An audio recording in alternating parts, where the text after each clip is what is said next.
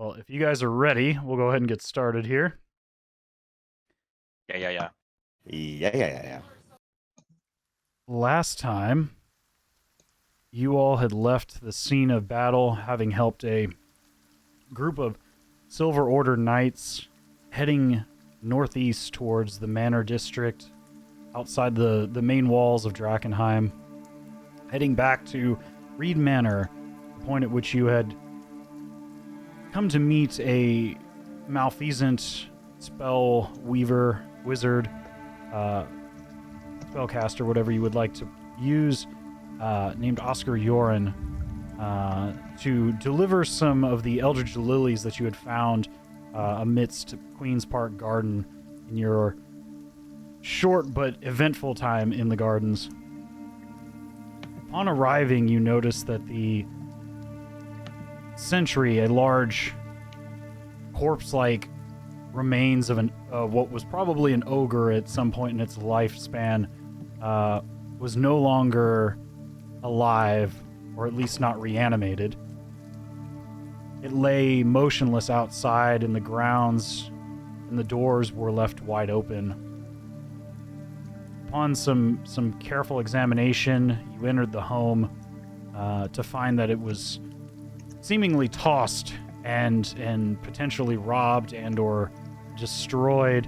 You searched upstairs, downstairs, finding a few miscellaneous things, but no one and no thing left alive until you went down into the basement level towards the laboratory where you had first met directly with Oscar Yoren, upon which, searching the lab, you were caught up in a trap by the malfeasant wizard, seemingly angry that you had consorted with the Amethyst Academy, not knowing how they had come to know of this, but seemingly been found out, and a trap was sprung, dropping a gas-like toxic cloud and locking the doors behind you and releasing what remained of several delirium dregs in the adjacent room.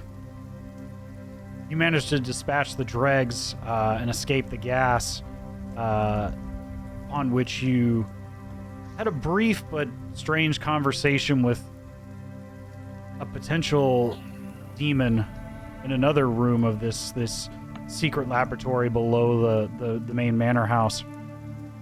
You chose not to parley with this demon and left in your last-ditch effort. Tim, you discovered Oscar Yoren's former journal, an early work, if you will, describing at least the basis enough to recreate his Aqua Expurgo, as well as another potion called Aqua Delirium. In addition, there were a few delirium-infused contaminated spells in this early rendition of what could only be described as a journal or a spell book. After which you were somewhat drug out by the rest of your party as not to set off any further traps, and return to the barracks of the Hooded Lanterns, the garrison of the former protectors of the city. Upon arriving, you noticed there was a large crowd outside the mess hall, observing what can only be described as a meeting of important individuals inside, as many of the Hooded Lanterns were not privy to this information, this meeting. You were also greeted at this time by River, who was careful not to get involved in this matter, as she now stands with you. Tim, you had suggested, and by suggested I mean when you had to leave, Shiny, we suggested that perhaps River could assist you with the ongoing problem of these Eldritch Lilies beginning to wilt in your possession. In addition, you now have the information that you were originally seeking. You stand outside now, just outside this crowd of Hooded Lanterns, trying to listen in on this conversation inside the mess hall. From this distance, it's hard to see what exactly is going on, but you know that just from the crowd and general discussion that higher members of the Hooded Lanterns and potentially high-ranking members of a faction of the Silver Order were meeting inside the mess hall, discussing something of great import. But you stand here with River, who greeted you kindly. What would you all like to do?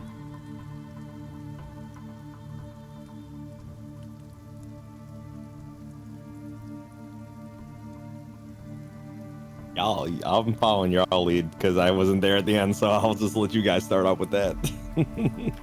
To be honest, I didn't even remember this was happening. Yeah, I'm a little bit lost as well in the last little bit. Can I get a refresher on just like that what we're talking to River about? Originally, well, I don't know. Tim, did you share the reasoning for your meeting with your search for this Oscar Yoren with the rest of the group? I don't believe I did. I believe most of you were under the assumption you were looking for a potion maker. Tim, you were looking for other reasons as well. Let me check my notes. I don't think I divulged that information.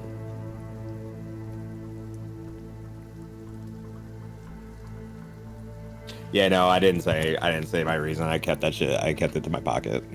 Okay. Well, River looks at all of you, and having come closer now, she kind of... You all smell like sewer gas. What have you been getting into?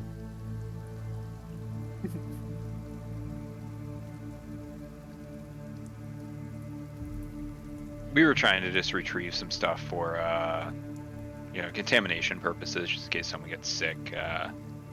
Possibly might be some helpful things, and we didn't really come to find anything important when we were, kind of in the, forget what we're calling it. Crap. The contamination. What is that haze. called? I'm sorry. The haze. Sorry. Yes, the haze. Yeah, the haze refers to the fog. Contamination refers to the actual symptom of... The ailment. The ailment, yes. The haze or the deep haze is where the fog is extremely thick and very dangerous. Yeah. We were in the haze. Trying to find some stuff to possibly dispel some of the contamination that people have been getting. Right. And I believe Elias Drexel said that you had found this potion maker as well. I'm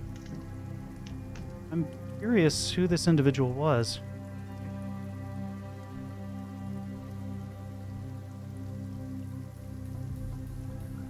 I don't think we learned too terribly much about him outside of his name, but that was pretty much it. He was up in a manor house in like the northern part of the city.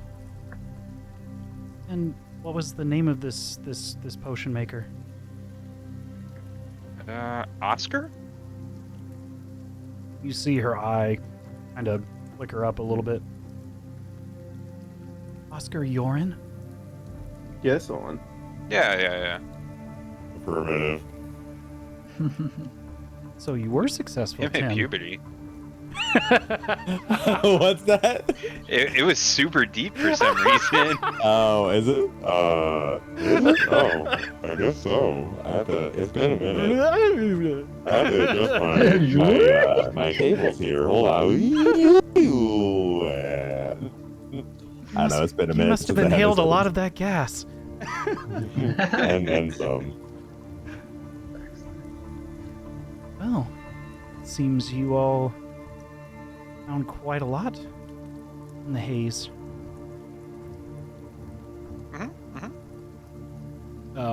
River turns to Tim specifically. Did you happen to find any of the information that you were seeking, Tim? Wait. Okay, wait. I think we're good. Yeah, okay, there we go. Pardon me, sorry, I was adjusting my settings. Yes, I did find what I was looking for. Excellent. Well, I can say that this meeting may go on for quite a bit longer. You all look like you need a rest. And she kind of waves her hand over all of you in turn, and uses prestidigitation to cover up the smell. As she looks. Fair. Perhaps we should get away from the crowd. I'm curious what Oscar Yoren, a former member of the Academy, would be doing here in Drakenheim. If you don't mind. Unless you have business here with the Lord Commander.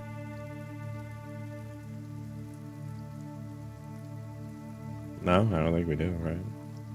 Mm-mm.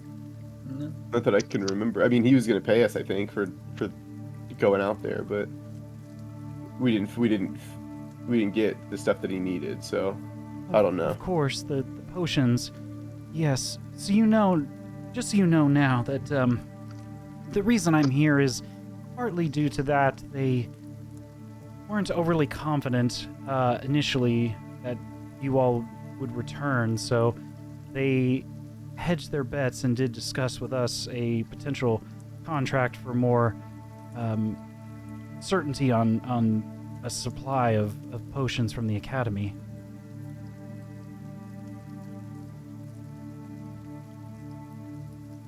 They doubted us? That'd be rough. Would you take the word of 4 random adventurers? 3 random adventures and a robot. Come on, Randy. Yeah. Okay. I mean, I'm just pointing out the we've obvious. taken care of a lot of business, all right. I'm offended. You know how many people we've saved so far in this town? Yeah. Kind of a big deal, alright, lady. She means no disrespect by it. She's just playing coy. With that being said, I would like to know how exactly they were fashioning these potions in such a squander area. Specifically what they were using for ingredients. I've come to hear that some of the hooded lanterns here had developed sicknesses relating to the haze, many of which were consuming said potions in regular batches. So I'm curious exactly why, and now I'm coming to realize what may have been causing that. Oh, what may have been causing that? Well, the fact that, from what you say, that this location is in the haze, so anything that is in and around that location will likely be in continuous contact with said haze. And any ingredients of significant value for alchemical reasons would likely be equally as contaminated by said haze. So I would not doubt that continuous consumption of said ingredients, either raw or in potion form, would likely lead to symptoms of this nature, if you catch my drift. Makes sense. I'm sure you all are very much aware what happens to those who are heavily contaminated. Yeah, we saw a kid with a ton of eyes before. We've seen plenty. We've seen plenty. That was fucked. I mean, I've never seen anything like that in the arenas that I've come from. So this is something else. I would agree. Well, in the meantime, like I said, perhaps we should have a more private discussion and go over what exactly you may have found, and perhaps I can answer some of your questions as well. I'd rather not get involved with any members of the Silver Order. not to say that they're all evil by any means, but we generally don't see eye to eye as members of Mageborn blood generally don't get along with members of the clergy.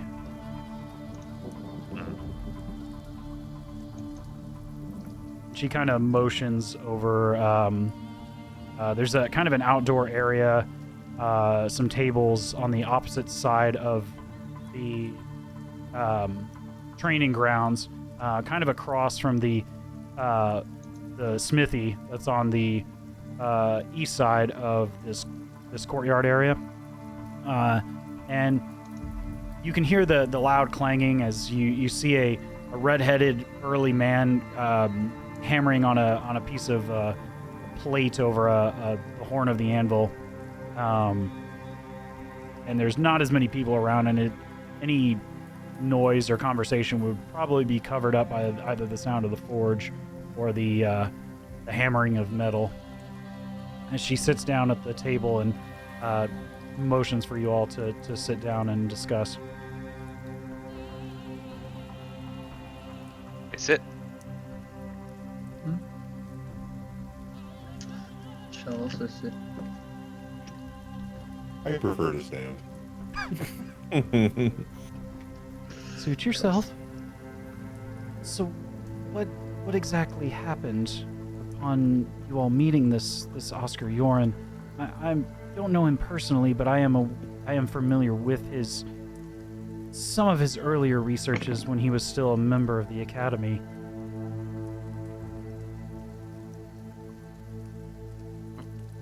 Just curious, why is he no longer part of the Academy? What did he do? He didn't exactly see eye to eye with higher members of the Academy, the Directorate. And upon hearing that, Tim, you would know that the Directorate is kind of the controlling body of the Amethyst Academy. If there is some sort of ranking power structure, they're at the very tip top. These are very powerful, very high-ranking mages in the Academy. I hear that happens a lot. It depends.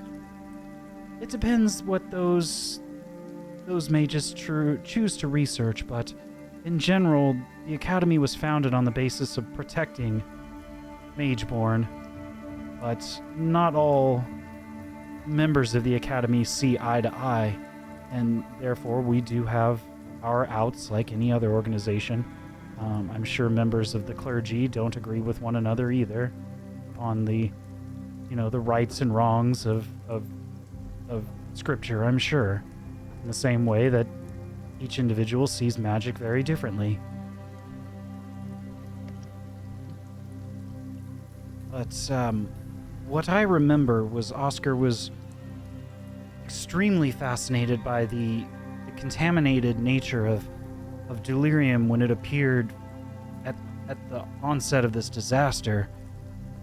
More so, the effects and the power given to those who succumbed to said contamination, whereas most members of the Academy cared more for the refinement of the material and its controlled use. He didn't seem to care ethically what the outcome of his research was, and as such it was oftentimes limited by the Directorate, and at times there was very heated debate, to say the least. Several months later, he ended up leaving and vanishing for a number of years until you all met up with him here.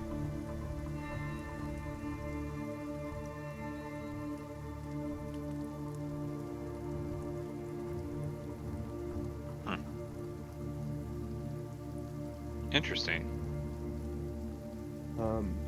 Like she asked us what happened when we met him, right? I mean, he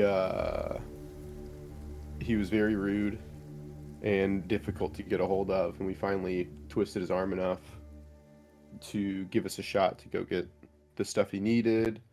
And then when we came back with it all, he had laid a trap and ambush for us. So What we don't know exactly? That's why we smell. Yeah. yeah, That's Not why great. we. Ah, not great. Yeah, kind I of. was beginning kind to of wonder if there was something to it. Now I understand. Mhm. What exactly did he send you to find?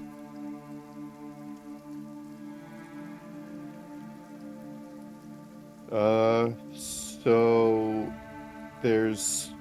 he's got the potions that he knows how to make, and he's got a special secret ingredient that I think is supposed to be special and secret. So we got some, but he was gone, so it's kind of useless. What ingredient is this?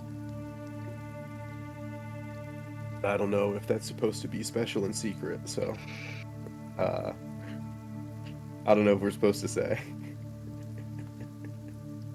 I like it. I like it. It's entirely up to you, but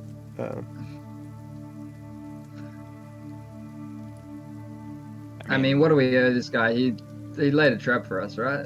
yeah, but like we know, like that gives us Yeah. some leverage here, right? Yeah, that's I'm with you. Yeah, that's what I'm saying. Like, yeah. I don't think we owe I'm him not saying, anything. I'm saying, not keeping his secret for him. I'm agreeing. I think we can get something here. Like, like what do we get for, like, what is this information gaining us? Like, giving this to you. I don't know, Tim. Would you like to share our deal? Okay. What we discussed? Him. Sauce.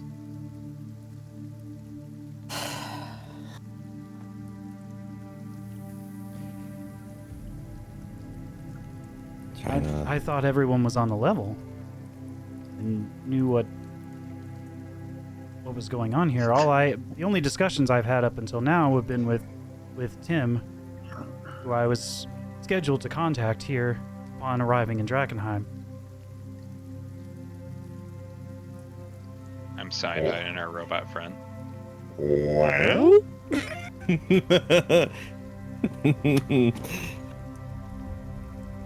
What's going on, Tim? Well, this was going to probably come out one way or another. Now must be the best time, huh? It's fine. River, you can say whatever you want. I don't. It does not matter. I simply knew that our deal was that you were to discuss with Oscar Yoren, in one way or another, we were looking to find a means of traversing deeper into the haze in order to find a way to, at some point, enter our tower here in the city of Drakenheim, a valuable location for the Academy. So my question stands: what did you find said information, or are we stuck at square one? I mean, is there more to the story? Because that doesn't seem like something that would be a cool secret to keep, right? That's just like, oh, we're just trying to do this thing, by the way. Like, Yeah, we're trying to go back to our gigantic tower. yeah, hey man, That's I wear this purple cloak because I like hanging out at this big tower, and you want to be able to figure out how to get back in this big tower. Are you so asking what's- River, so or what- are you asking I'm Tim? I'm asking both of them. Instead of saying, I mean, I think that I'm not interested in doing anything else until I feel more comfortable with knowing what's going on. So, I will share with you that the Academy is fully aware that we would like to find entrance back into the Inscrutable Tower. It is one of many towers across this continent, one in many major cities. At many years of research and powerful arcane items and knowledge are stored within that tower. Why wouldn't we want to have access to what we created? that we could otherwise share it with the whole of the continent once more. We haven't had access for the past 15 years, not since the meteor ran straight through it. I've been nothing but forthright here, as far as I knew. And she stares right at Tim. Can I do an insight check and see if she's leaving some information out? Actually forthright. Yeah, you can give me an insight check. I got an 13 total. 13? 8, yeah. 8 and 5. As far as you can tell, she's being as honest without, sharing anything super sensitive. She's not going to tell you the ins and outs of the academy and, what each individual is researching, but she was clear with what she was going to share with you from the start. That was their intent. Go ahead. I've got a question.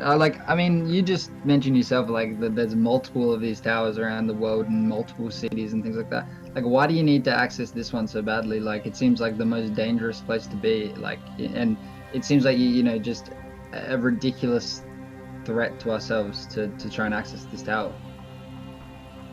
You would have a tower having, I would assume, given your accent and your dress and garb, that you were of Caspia. You're originally. You should be aware that there is a tower there as well. Maybe not as grand as this one was in its prime, but it is among many across the continent. There are even ones as close to the sacred city of Lumen. Surprisingly, the academy and has always upheld its accord with the edicts of Lumen.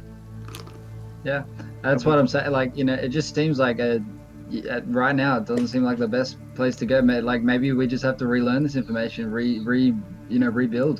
This seems like an incredibly dangerous mission for us to be, trying to gain access to the tower, which is the central location of the threat. Oftentimes the most sought after information, the most sought after things in the world come with great risk and danger. I guess, yeah, that's why I was just trying to see if we, why is this information in this tower so, dire? Why is it so dire we need to get this? Can you tell me any knowledge is everything. Knowledge is power. For the Mageborn and the Amethyst Academy, this knowledge over hundreds, if not thousands of years stored in that academy would otherwise be lost. It is, for us, that's a priceless thing to reobtain. Many generations of Academy members have stored their lifetime's worth of research in that tower. To say that's not invaluable would be absolute lunacy. Yeah, that makes sense. Tim, yeah. did you end up finding anything? I don't remember. We got ambushed and we just tried to get the hell out of there. Because I wasn't here for this part of it, but right. Because you told me what it was. Does everyone know what I have, or did they see it, or I was able to just kind of take it? Are you intending to try to hide it? At this point, it doesn't really matter because we're really we're talking river. It's kind of we're talking. It's kind of the cat's out of the bag at this point. But are you still trying to hide it? Is my question. No, it's fine. Okay. It's not. This part's not really a big deal for me. So no, okay. I don't care. Okay. Well then, Tim, would you like to explain what I asked you to do upon arriving here in Drakenheim? We just found out shit. Yeah, dang. Is there more to it? Yeah, this keeps going back and forth. Tim! I'm just curious what you found. I was asking if there was a means to circumvent the effects of the haze. Oscar Yoren clearly wasn't going to share this with us. I made that clear to you that he was not in the best standing with the Academy and did not agree. Well, luckily Oscar Yoren is a fool. So, I did find his journal. Oh. And okay. we have a method to deter the effects of contamination. It is not permanent, but would help defer them. Okay. And what is this method? It's the Aqua Experga, right? Is that what it is? Yeah, you. Yeah. Do Because you, I'm trying to. What's the other one? The other one, the delirium. Which one? I didn't get a chance to look that one up. I'm What sorry, that one exactly does. There's 2 potion recipes that you found, 2 item recipes. One is the Aqua Expergo, which you are all familiar with. It's that orangish liquid that you injected yourself with to prevent the contamination, and gives you 6 hours of advantage against contamination. And basically a form of legendary resistance to it should you come in contact with a contaminating effect. Do you share this journal that you found? Or are you just explaining this to River? I'm just explaining it. Okay. At least I'm just explaining it to River for the time being. Okay. Aspergo. And you have all have experienced this potion and its effects. Yeah, it's gross. Ah, sure does suck. I wouldn't say it was a potion. Yeah, potions definitely gonna be the wrong word for that. Is that why you all were vomiting violently upon returning from the Yeah. gardens? Yeah. That was Yeah, vile. a little bit. Yeah, try drinking it. Well, when you were tended to, I saw there was some sort of puncture above all your chests. Was that the means of right. Was that the means of intake? That is why it's not really a potion. You see her eye just kind of drift up in wide disbelief, but it's not something that she's not heard of in the past. It's just not something that she's seen in the recent past. As she kind of racks her brain for a moment. All the things in the world. Well then. But at least it's a start, although a crude one. It's something that the Academy as a whole has not been able to research up until now, but with this basis of design, we could certainly try to refine it in the future, or at least recreate it. We would need some time to look at it. Do you have the recipe with you, Tim? I do. May I see it? Sure. Okay. Oh, do you hand over the journal? Yeah, sure. River takes the journal and kind of looks at it and does a quick flip through and, very swiftly looks it over. Eldridge lilies. Is this what he was looking for? You can see her level of uncertainty as she's recognized all the ingredients in this potion up until this one thing. Is this what you were looking for in the gardens? It was. So it's a form of flora that only grows in the deep haze.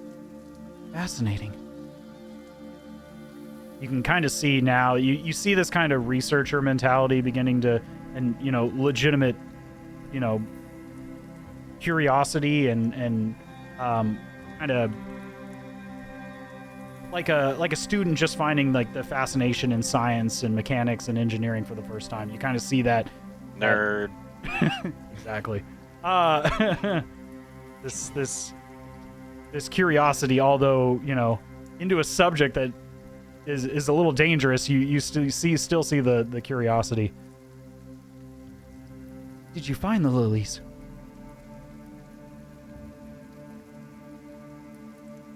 We found I hit the button, shit. We found a few, but they do not live long. They do not survive outside the haze. Is that what it was? I didn't remember if they like died. Like You're not They certain. died. This is a guess that remember. she's.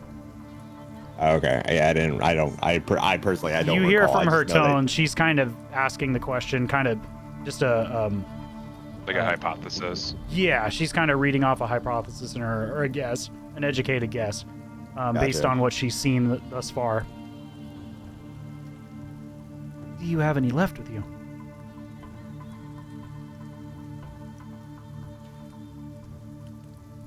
I don't. I don't have any on me. I was not the one carrying them. I think that they're all ruined now. Yeah. I think they're all dead, but we have some, don't we? There's dead. Some of them were. I remember some were wilting, the ones directly on top, but last time I checked, you still had, I think, over 20 of them. Yeah, I thought we had okay. a few. Yeah. I assumed by the time we made it all the way back that they would have been all gone. Yeah, I have no idea what the time span has been yeah, since we've done everything. Roll, Yeah. Go ahead and roll me a d6. All of us. No, he's just need one. Okay. As you look into the bag that you have, the satchel, you notice that a good amount of them have all but wilted, but there are a few that are still relatively lush, and still retain that kind of humming nature that you found them, while still, very much still floating in the contaminated water of the gardens.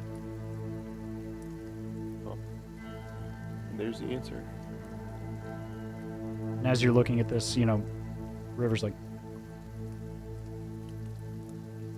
look, set them on the table if you don't mind. I may have a solution to this. Oh shit! Here we go. Here we go. Okay, I'll throw them out.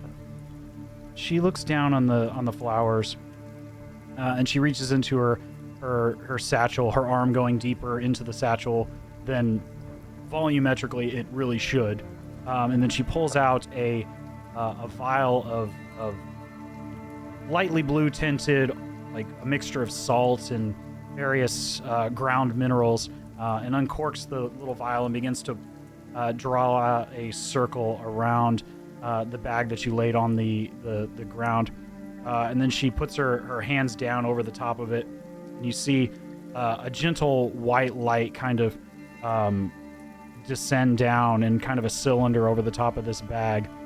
It takes her about a little less than 10 minutes to set this all up, this circle.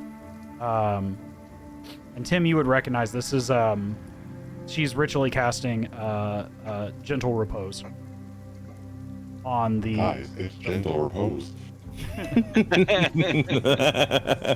At this point, she looks at you all.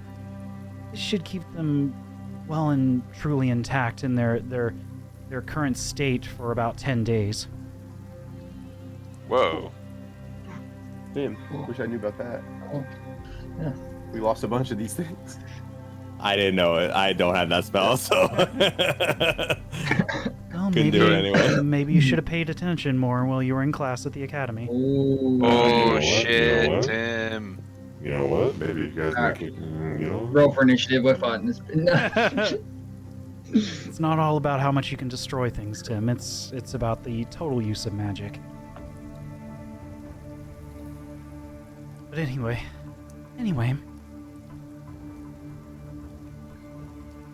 This is the true fundamental reagent of these potions. This Aqua Expurgo and this Aqua Delirium. It's definitely something I'd like to take a look at more, if you don't mind. In return, I can certainly compensate you handsomely for these items, or for this satchel of lilies. I don't have a lot of gold on me, but I do have some items that are quite possibly more valuable than the gold weight of this Let's go. alchemical reagent.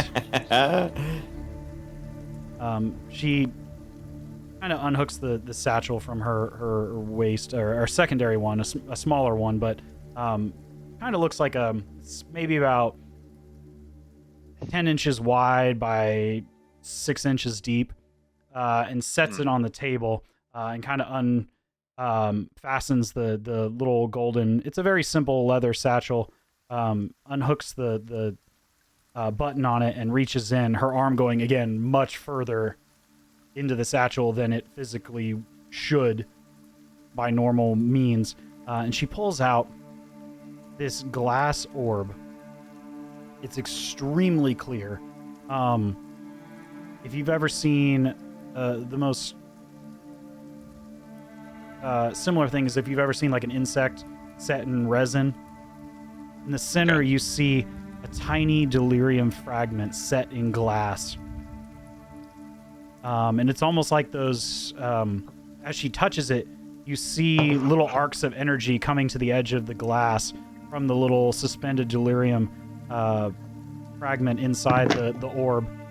If you've ever seen one of those lightning things where you touch it with the ends of your fingers and it comes out, and like it's a lot like that, but you can feel the arcane energies. Those of you who are magically inclined and kind of feel the buzz around this glass orb. This is a recent development by the Academy. For those of us who are magically inclined, it can help recharge a little bit of your magical power once a day. And then she reaches in again and pulls out a small ring. On the end of it is a similar structure, a very small sliver of delirium set in glass on the end of this ring, like a little hemispherical jewel on the end of this silver cast ring. This is quite the item. It will help protect you in times of need if you were subjected to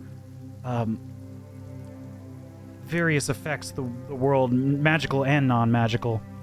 And she sets that next down to the spherical orb that's kind of about the size of her, or the palm of her hand. And then she also buttons up the bag and sets them both on top of the empty satchel. This is what I offer.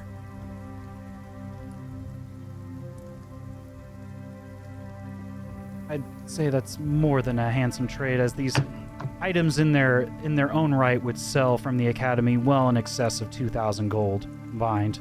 Oh. Is she lying about that?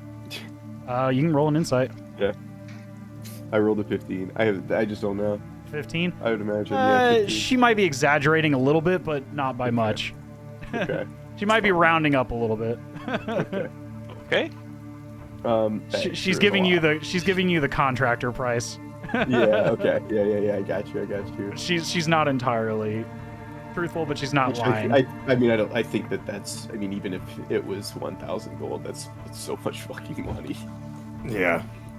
Yeah. These are the equivalent of, for those of you who are curious, if you want to take some time to look them over, she's not stopping you from looking at them. Yep. And I'm sorry, Tim. There was two things in that book, right? There was a thing for Aqua Asparago, and then something else was in there, right?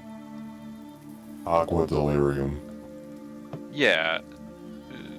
River, we would hate just to lose that one for the Aqua Delirium. Would you mind if I just copy it real quick, and I'll give it back to you? Of course, I can actually assist with that right now. She rolls her hand over the top of the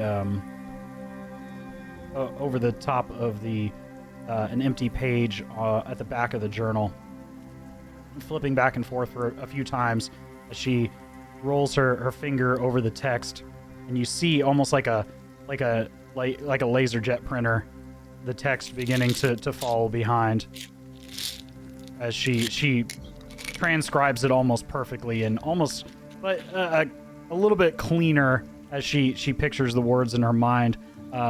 Much easier to read this time around. In addition, the two spells that were at the back of this journal,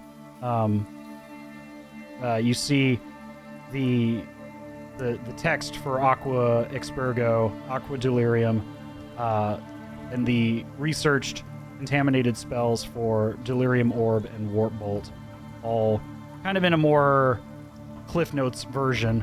The most important data is written down on a couple pages. She swiftly tears those out and slides them across the table to you. Thank you. I'm just gonna fold them and put them in my booklet.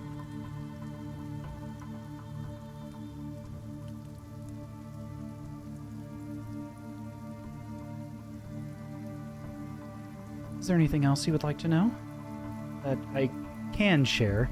Of course, I'm not going to divulge Academy secrets to non-Academy members, but I'm willing to assist given the level of information that you've shared today.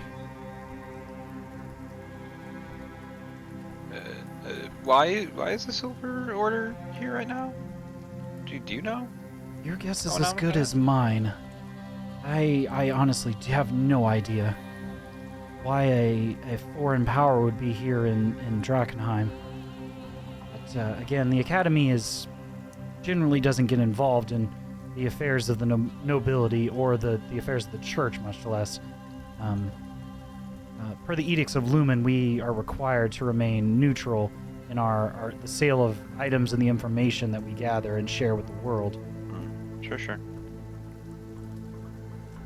You recall this. You've seen the general consensus of the Edicts of Lumen. The Academy is required by this document.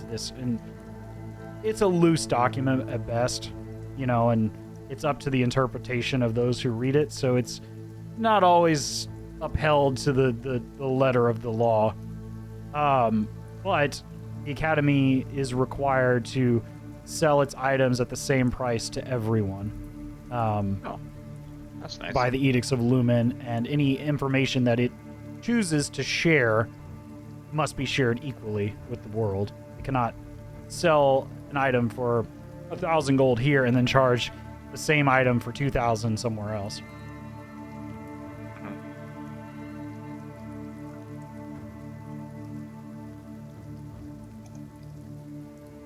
I did see that these are quite high-ranking knights of the Order. They flew in on griffins, and as she says that, she points up to one of the adjacent towers, and it's pretty high up, but you can see at the top of the tower there's about half a dozen griffins sitting on the roof. That's kind of cool. It's not often that you see griffin riders outside Lumen. These are not your run-of-the-mill knights.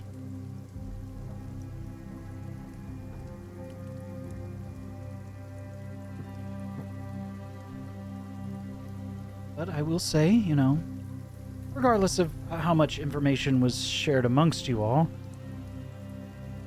my mission here in the city does not change. We at the Academy are ultimately trying to regain access to the inscrutable tower. It is invaluable to our order. Hence why we needed a means of circumventing the deep haze. When we learned that a former member, although not a member in good standing, had somehow come up with a means of at least preventing temporarily the contamination, we were overjoyed at trying to acquire this information.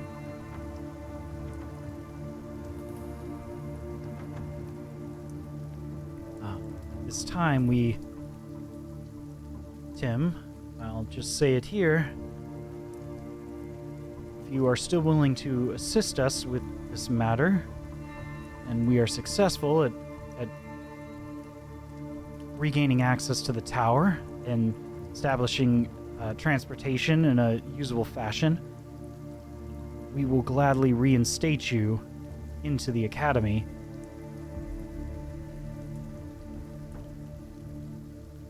As well as provide for any upcoming research within the Edicts of Lumen, of course.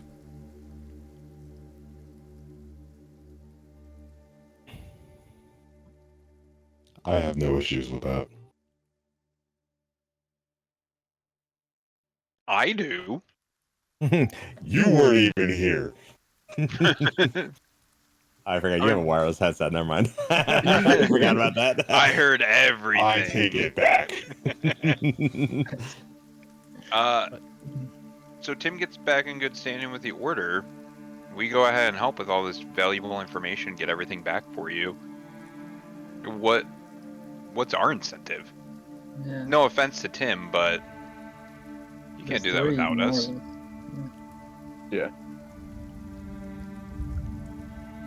For assisting, of course, we're willing to compensate you all as well. Well, then say so. Yeah, I didn't say I would ask you to do this. girl. I didn't say I wouldn't do this at a charge. We're an honest business in this You continent. kind of let it float out there like it was something, you know? I mean, what if we just said, yeah, sure, right? Would you have been like, wait a second, we didn't talk about how much we were going to pay you? Well, you didn't ask. I just did. You didn't give us a Wait, chance. but this is what we're doing. Of course, I understand. This is not an easy task by any stretch of the imagination. And as she's saying this, you hear over the mess hall, you hear a loud shout and the voice of Elias Drexel shouting to his men. Now everybody, clear out! Back to your posts! And you see everyone kind of scramble and, you know, kind of like kids who have been caught snooping that they weren't supposed to. And you see us shaking his head. And as he's saying this and stepping further out of the mess hall, now you begin to see there are half a dozen Silver Order knights that step out in full plate mail. Oh, here we go. Here we go. One of which you recognize as Cassandra Wyatt, the young woman that you all had assisted prior to heading to back to Reed Manor. But next to her, you see a taller man, long, like salt and pepper hair, a bit of a beard beginning to form. Over his, I believe, I'm gonna look. I can't remember if it's his left or right eye. One of his eyes, he's got a patch over it, clearly a wound from long ago. But about to have two in a minute. But this gentleman has a similar presence that Elias Drexel has.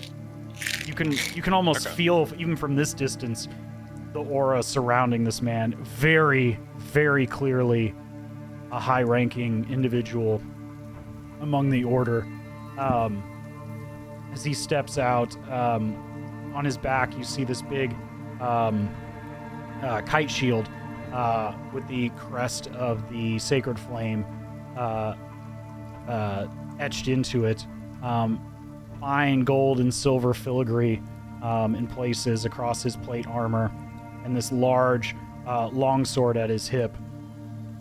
And I have some pictures for you of this individual. You better look cool.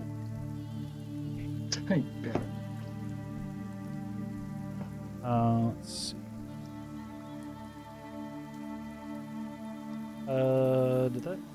That is not the right thing. Why did it not pull a picture?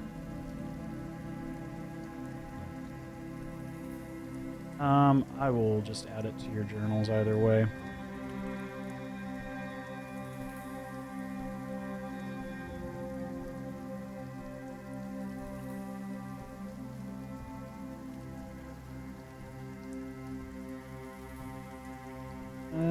Show the right thing this time? This is... Say his name again? Well, you don't know his name yet, but, you know, you see the We individual. just see this guy. Yeah. Okay. If you go to bio and info, you'll see a picture.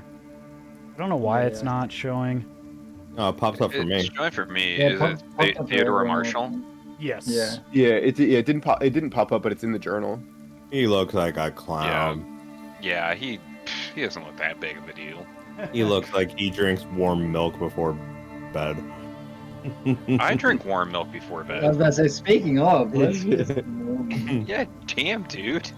But, yes, this individual is standing just beside Cassandra Wyatt, and you see him exchanging additional conversation with the Lord Commander Elias Drexel, who you all have met, and Giorgio, you knew quite well from your youth.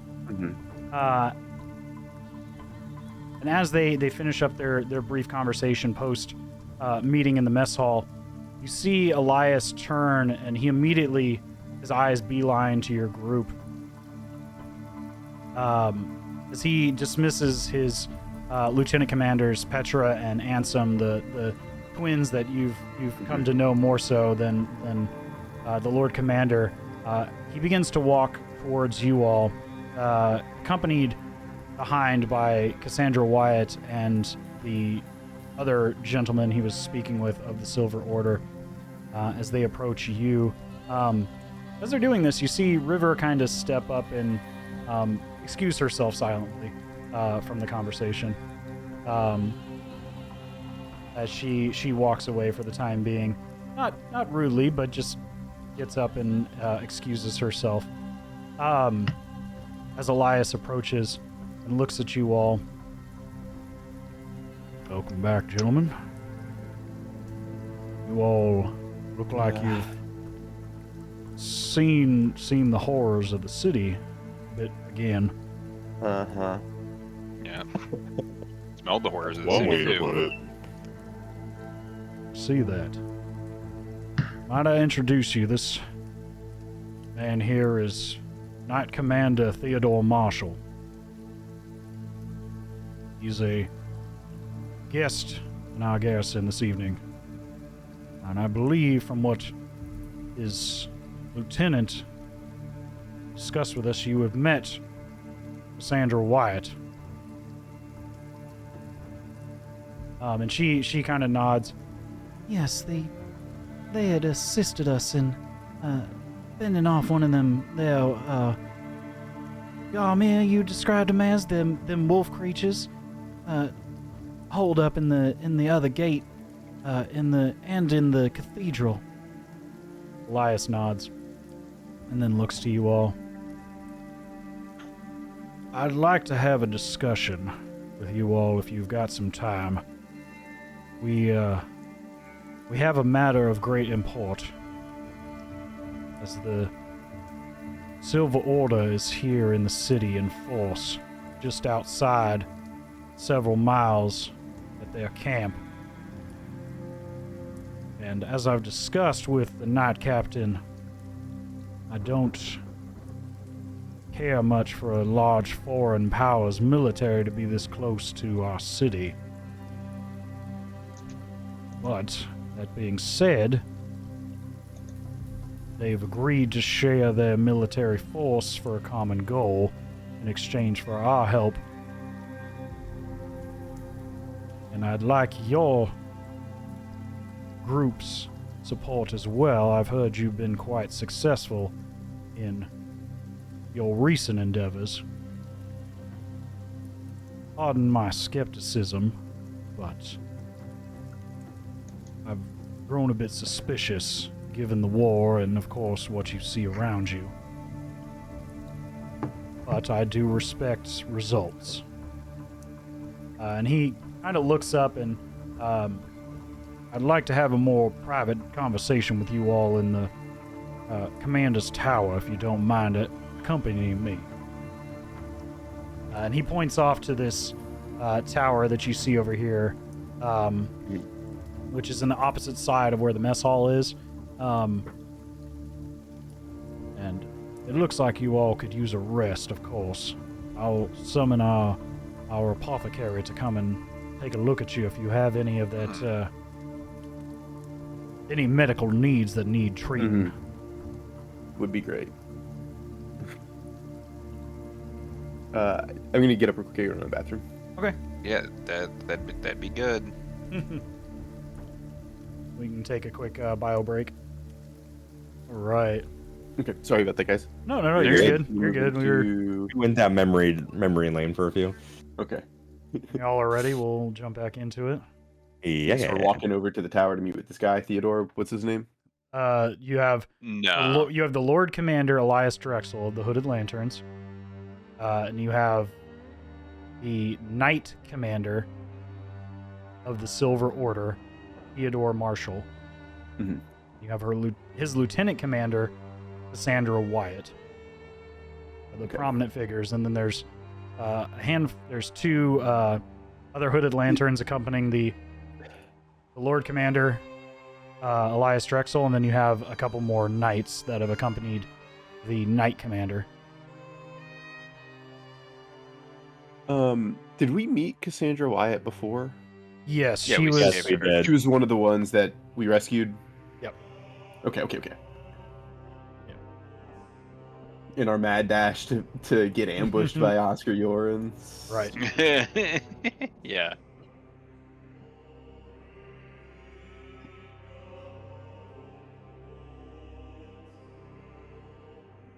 All right.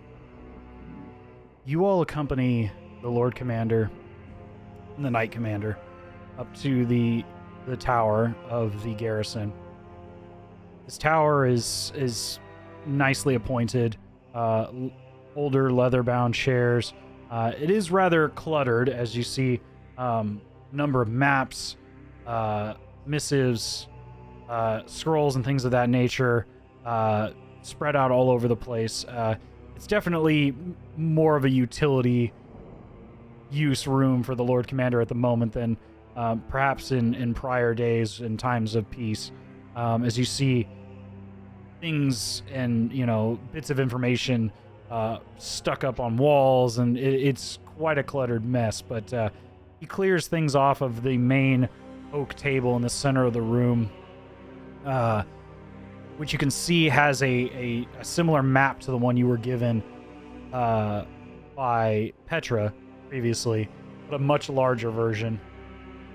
So I'll go ahead and pull that up so you guys can see. So that way we have a discussion here.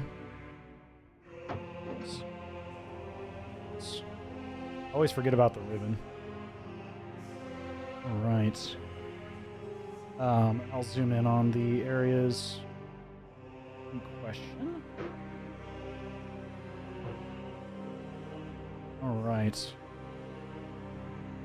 Right now, you all are at number 9 here at the garrison, and had entered through Shepherd's Gate, which is number 5.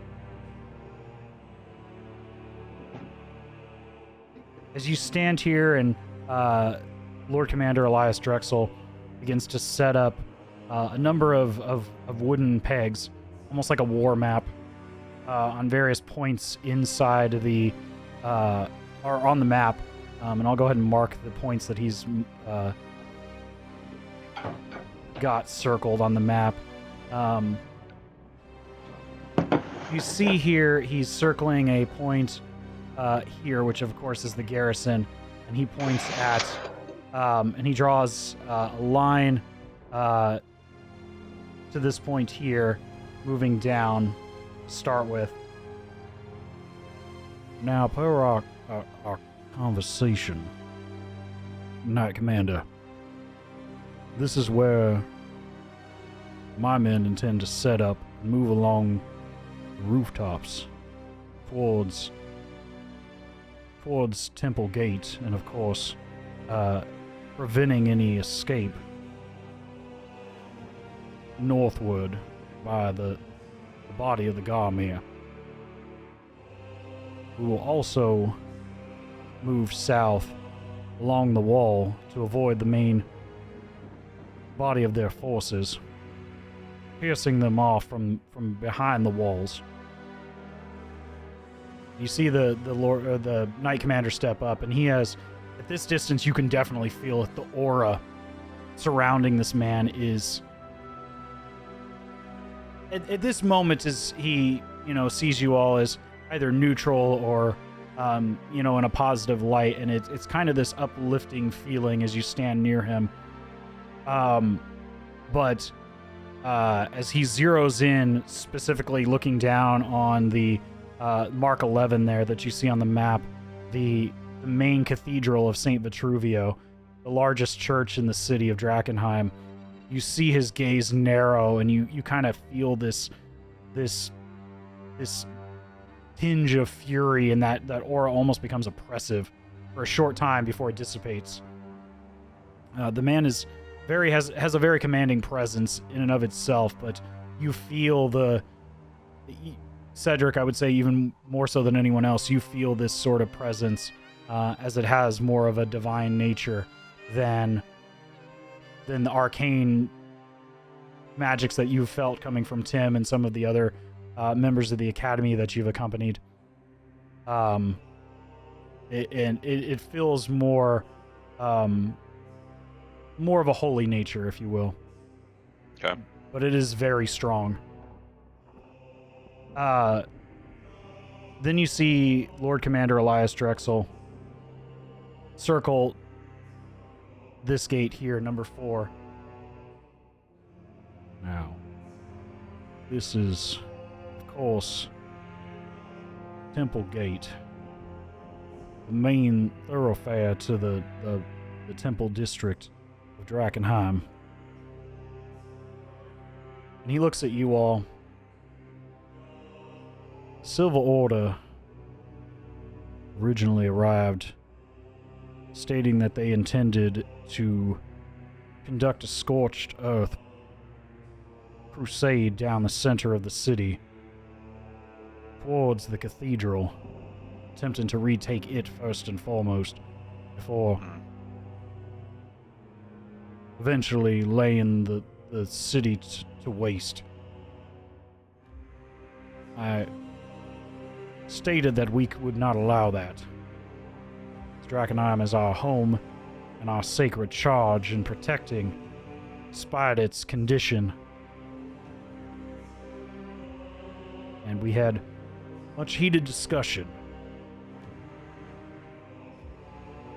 However, we have agreed that in exchange for this army to remain neutral in its presence here, that we would assist in, at least for now, retaking the great cathedral of St. Vitruvio.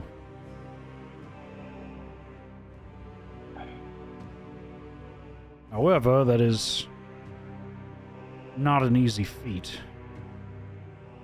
as I'm sure you all have encountered the Garmir. You've encountered them in small numbers.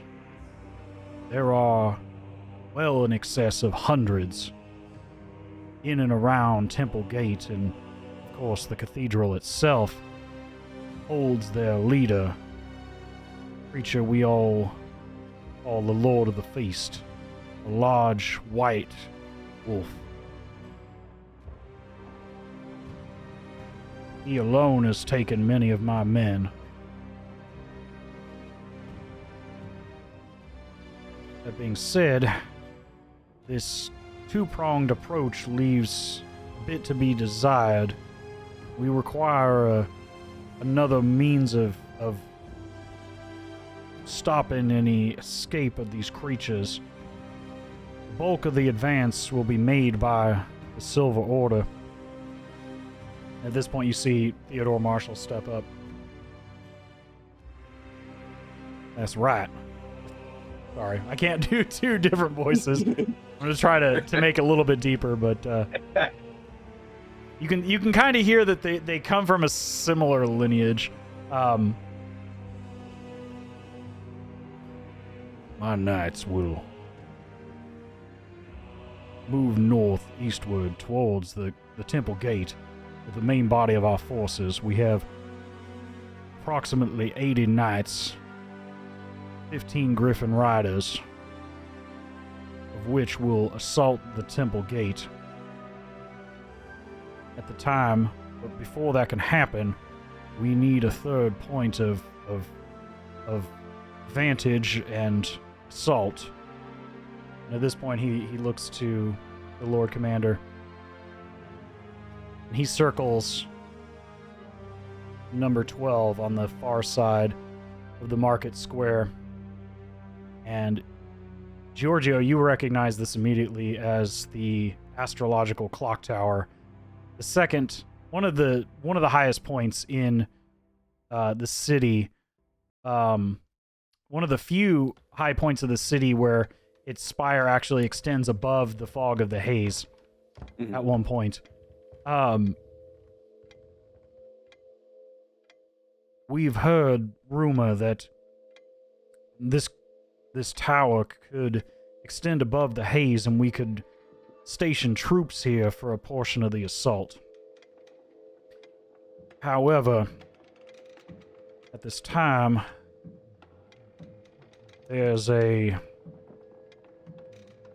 large contingent of creatures who've roosted in this astrological tower, the former clock tower of Drakenheim.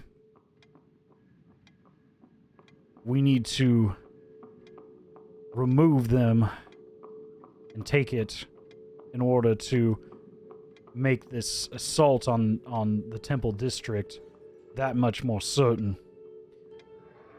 As the Hooded Lanterns prepare on our end and the Silver Order prepares on their end, I ask that your smaller group that can travel swifter and unseen attempt to clear out this tower. We will provide support if we can, but you'll mostly be going in on your own. We are aware that there are a large number of harpies roosting in this clock tower, as well as their various consort of other creatures that nest among them. We messed around with some of those. They're definitely foul, to pardon the pun.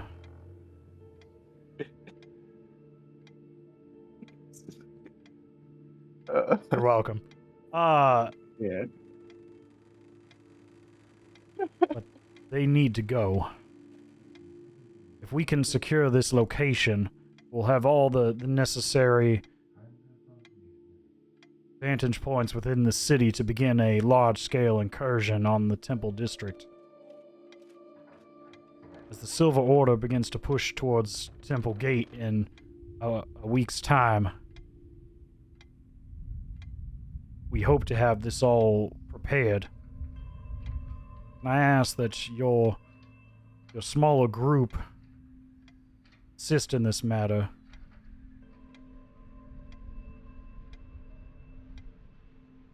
How many harpies and other Garmy are you expecting to be in this area?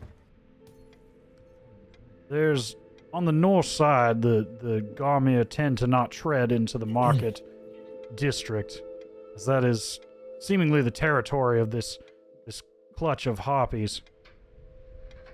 Not to say you won't encounter them on the way, but the likelihood is slim, as if you move, and he kind of points down to kind of a path leading towards the market square, and then of course to the clock tower. My scouts have pointed out several times that Garmir tend to not move further northward into the market square, as it's too open and advantageous for aerial assault.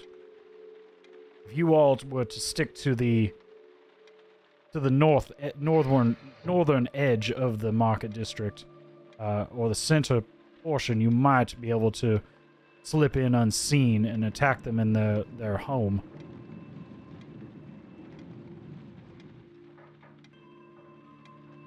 But without this triangulation point of secured, the likelihood of our success dwindles drastically.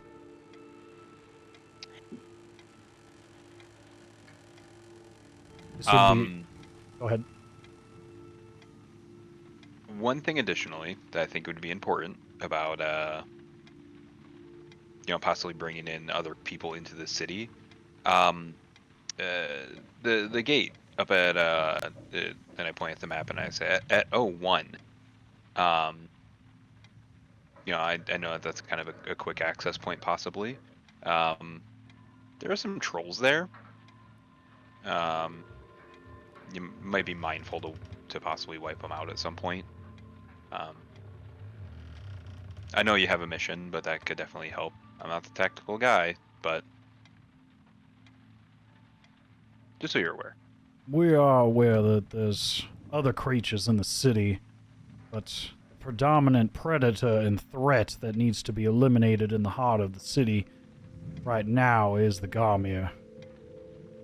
At which point, once we have secured a centralized point in the city as well, we can begin to expand and clear out these other clutches of creatures as we move towards securing the castle itself. Of course. But I do appreciate the information. Right now, the most dangerous enemy we face is this Lord of the Feast. The only way we have a chance of clearing out this pack of wild dogs is eliminating him first and foremost, cutting the head off the beast, if you will.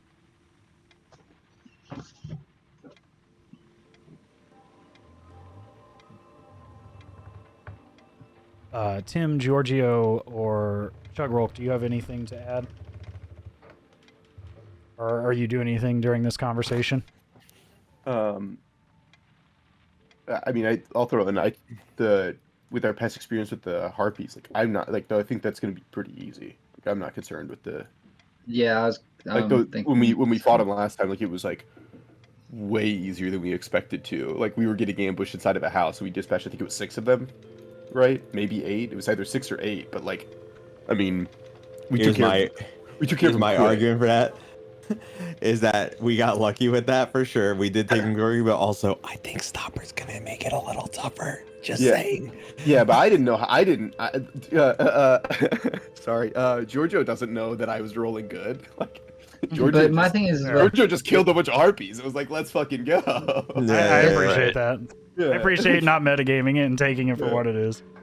my big one as well is, well, who's splitting off into this smaller group that I was hearing a lot about? Like, unless I misheard or miscommunicated. We are the smaller group. That's us. Oh, we are the smaller. Yeah, you're the secret strike team. We're the strike team.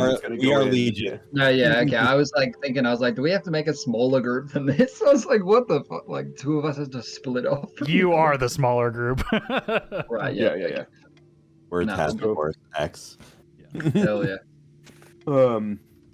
Yeah, basically what he's explaining is, so basically Theodore Marshall has stated that just off the western side of the map here is their camp, aptly named Camp. Yeah, it's called Camp Dawn. Yep. And it's going to take them a week's time to prepare for the assault on Temple Gate, which is number 4 on the map. In a week's time, they've agreed to amass their force, which is over 80 knights, and 15 of roughly are Griffin Riders. So, winged knights. Alright. I think I'm on the same page now. And then the Hooded Lanterns, basically the gist of the conversation is, are going to move in from the northern edges, assaulting from the rooftops, as they have far fewer trained numbers, but they are specialists in, essentially guerrilla warfare, and know the city far more than the order itself. You're talking about like an infantry assault on the front of the gate and a specialized strike team, but a smaller number of them coming from the northwest. And then they're also going to station a number of people on the northeast coming, but they need the clock tower. Yeah. Is the gist of the conversation. They need a place to station some people overnight, which you can't get, as you know, you can't have a long rest in the haze. You can't benefit from a long rest inside the haze. So they can store materials there, but they need a point high enough or outside the haze, closer to yeah. That way, if they drive the Garmir away, they're not just going to move northward to some other part of the city. They want to basically pinch them off in 3 different directions. So basically, the gist of it's not the one I want.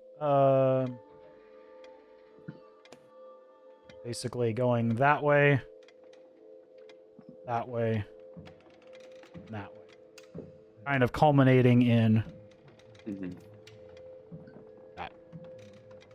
Sorry for my John Madden script there. He's got the telestrator out, drawn exactly. Exactly. Yeah. But that's good. Ultimately, they have agreed, as Theodore Marshall steps up. The Silver Order, much as we would like to eliminate this threat from the world before it spreads, understands we are on sovereign soil, and for the time we will respect that sovereign station. But the only reason stopping us now from simply lighting fire to this unholy place, you kind of see the kind of scowl from the Lord Commander as he says this, is there is holy ground here in this cathedral of Saint Vitruvio. Things of great value to the Church of the Sacred Flame, and we have been charged to make certain that those do not fall into the wrong hands or become destroyed or tainted any further than they have already.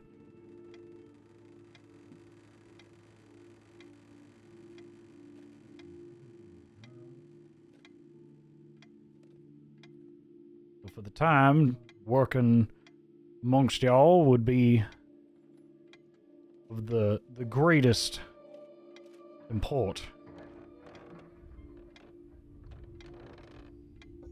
As I said, we will be prepared in a week's time, and we would hope that you all are as well, as we intend to drive our sacred swords straight through the heart of these creatures and take back the cathedral.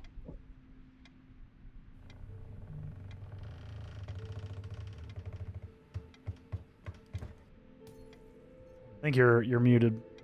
Ben. I was sending a text to someone. Oh, gotcha. It's good though. Thank you though. That being, the Lord Commander now looks at you all. I'd like to offer our support as well. Petra said that you all had helped Cassandra get here. We were expecting a missive of this contingent of knights and soldiers, but we weren't certain when. Likely this meeting would not have happened were it not for y'all in the first place. So that being said,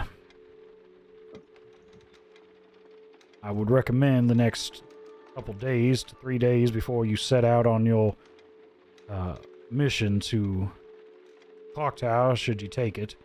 I would recommend getting with the smith, Tobias Crow, who's come up from Emberwood Village to assist us with fortifying our armaments and weapons.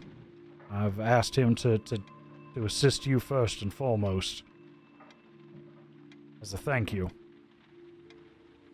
He's agreed to work for minimal charge or free of charge, depending on the scale of what you ask.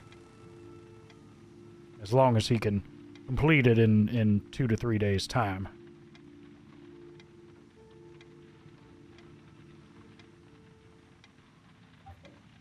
But at the dawn of the seventh day, we will begin our assault one way or another. I'd like before then to have a small number of troops positioned to head off any escapees from the packs, especially if the Lord of the Feast were to try to flee.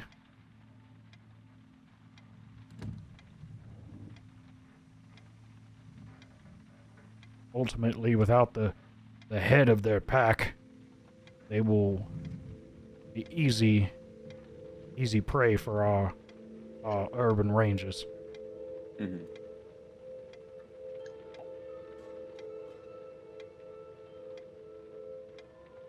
What do you say? You agree, or we rethink this plan? I don't have a better idea.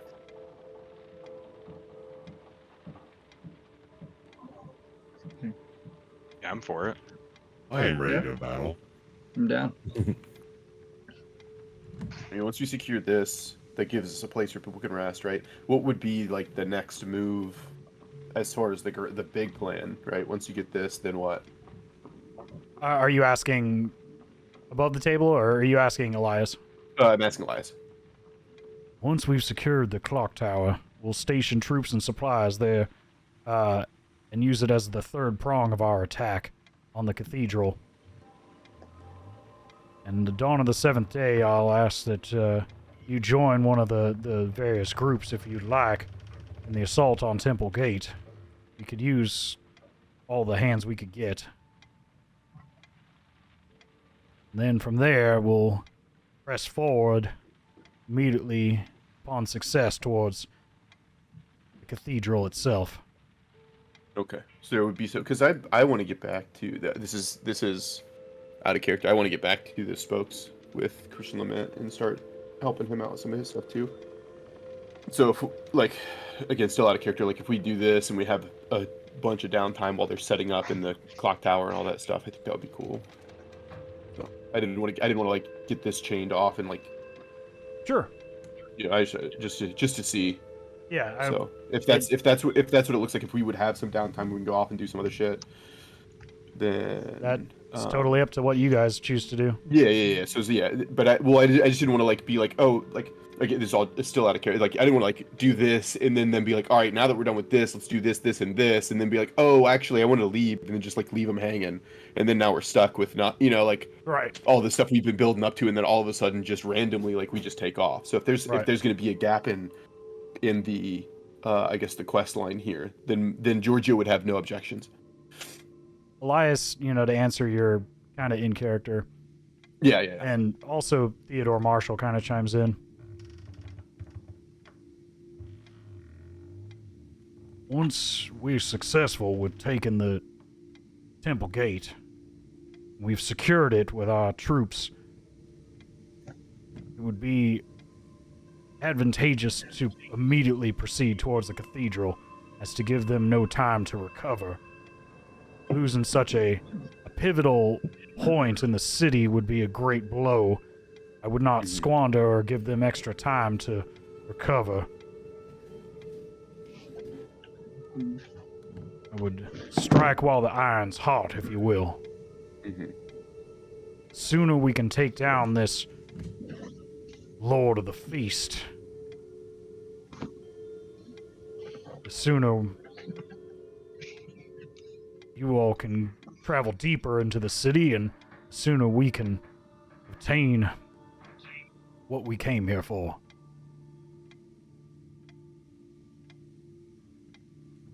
Hopefully not have to waste the great amount of resources we trekked here from Lumen.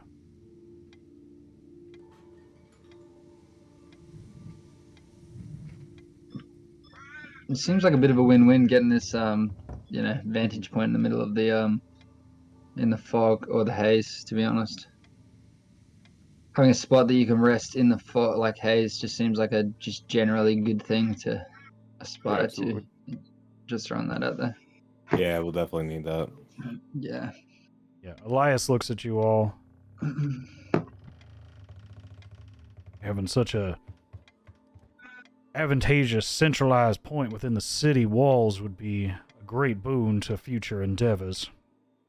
And I'm sure for you all, any of your business within the city would also be greatly supported by having a place to rest without having to travel so far across dangerous territory.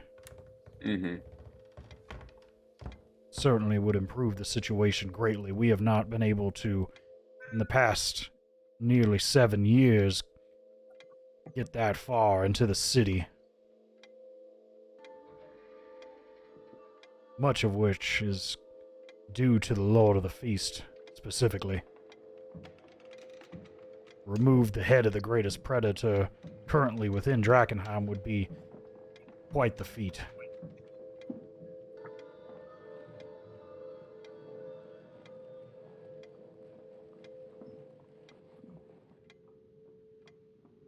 At this point, Theodore Marshall stands up. Well,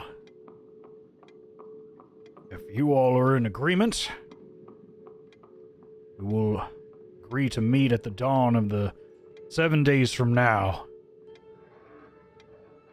on our joint assault on Temple Gate. I wish you all luck. May the flame be with you. He,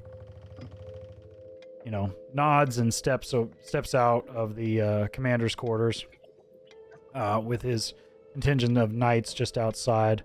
And you hear up on the roof, at this point, you're starting to hear as he leaves, it's almost like the dozen griffins that are up there on the roof immediately respond as they're, you can kind of hear the clutter of claws against the shingle roof. And you hear the squawking and the boisterous caws of these griffins. At this point, what would you all like to do? Did we ever get a help from like an apothecary or something? Oh, right. We'll just say for the point of brevity, the apothecary comes and treats you all, and we'll say they're gonna cast mass cure wounds on you all.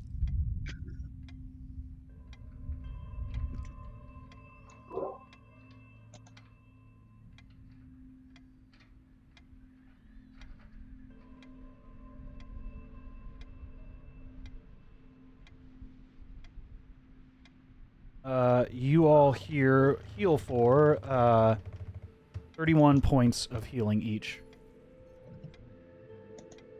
Let's go. 31. Do we get any temporary if it overheals? No, not for mass cure wounds. Okay, that was gonna be my question too. Okay. Nope. I didn't even know that was a thing. Oh, nice. Well, temporary hit points are, temporary hit points if you get them. So, they do not stack. So if somebody were to give you temporary hit points, and the next round somebody else for whatever reason gives you temporary hit points, you would just take the higher of the two. Right, Also, okay. if you're down on the ground bleeding, temporary hit points aren't going to bring you back up. Okay. So if somebody were to cast false life on you as a means of healing, if you're knocked out, it does not bring you above 0. You're still going to continue making death saves. Okay. So that's like a spell that just gives temporary hit points. Right. I'm assuming. So Right, if you okay. take damage and you have temp hit points, you would take those off first, as opposed to your normal hit points. Yeah, that makes sense. Unless you had something that increased your max hit points for whatever reason, temporarily or Nice. That's all good. Yeah, no worries. I didn't even know temp hit points were a thing, so that's good to know.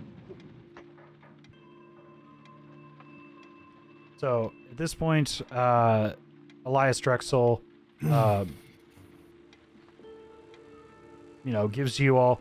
He writes up a quick document and hands you to you, Giorgio. Contract. It's not a contract. It's a letter of passage, a writ of passage, if you're stopped for whatever reason by any member of the Hooded Lanterns, show them this and they will let you proceed without any further questioning.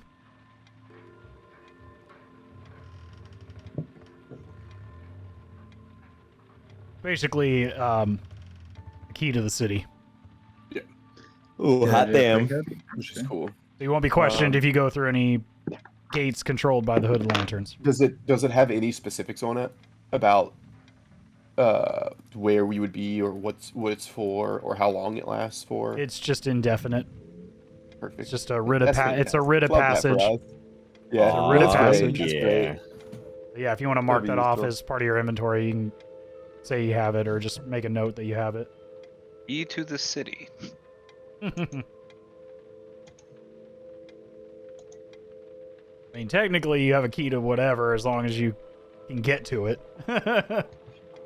Yeah, that's a good point. If you can get to it. At this point, Elias, as he's cleaning up, I'd recommend that you all go and talk to Tobias Crow. He's here for a short time doing some commission work for us. He's one of the finest blacksmiths in the area. He can certainly help you out.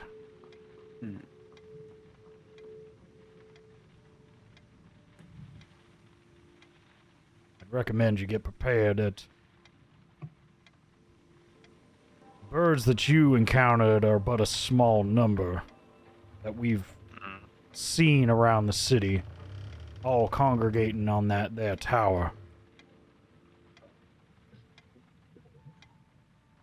One in particular, some of my scouts have reported is could not be their leader. We have not confirmed it, but appears to be of a different breed than the others. Potentially It's more a big boy. potentially more dangerous. At the boss.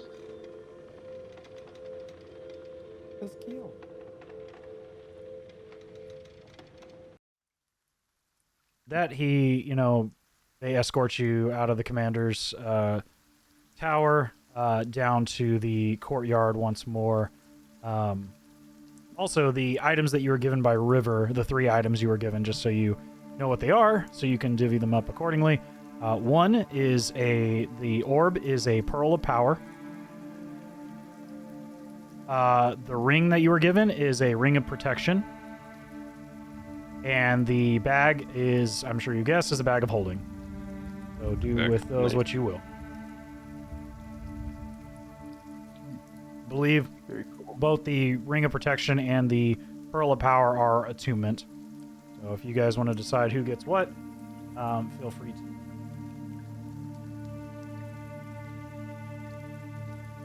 I mean, I'm happy for you to go for both of those. I think you're pretty much the front line that we've got going on at this stage.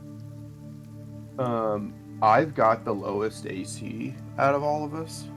What's the eight? What's that again?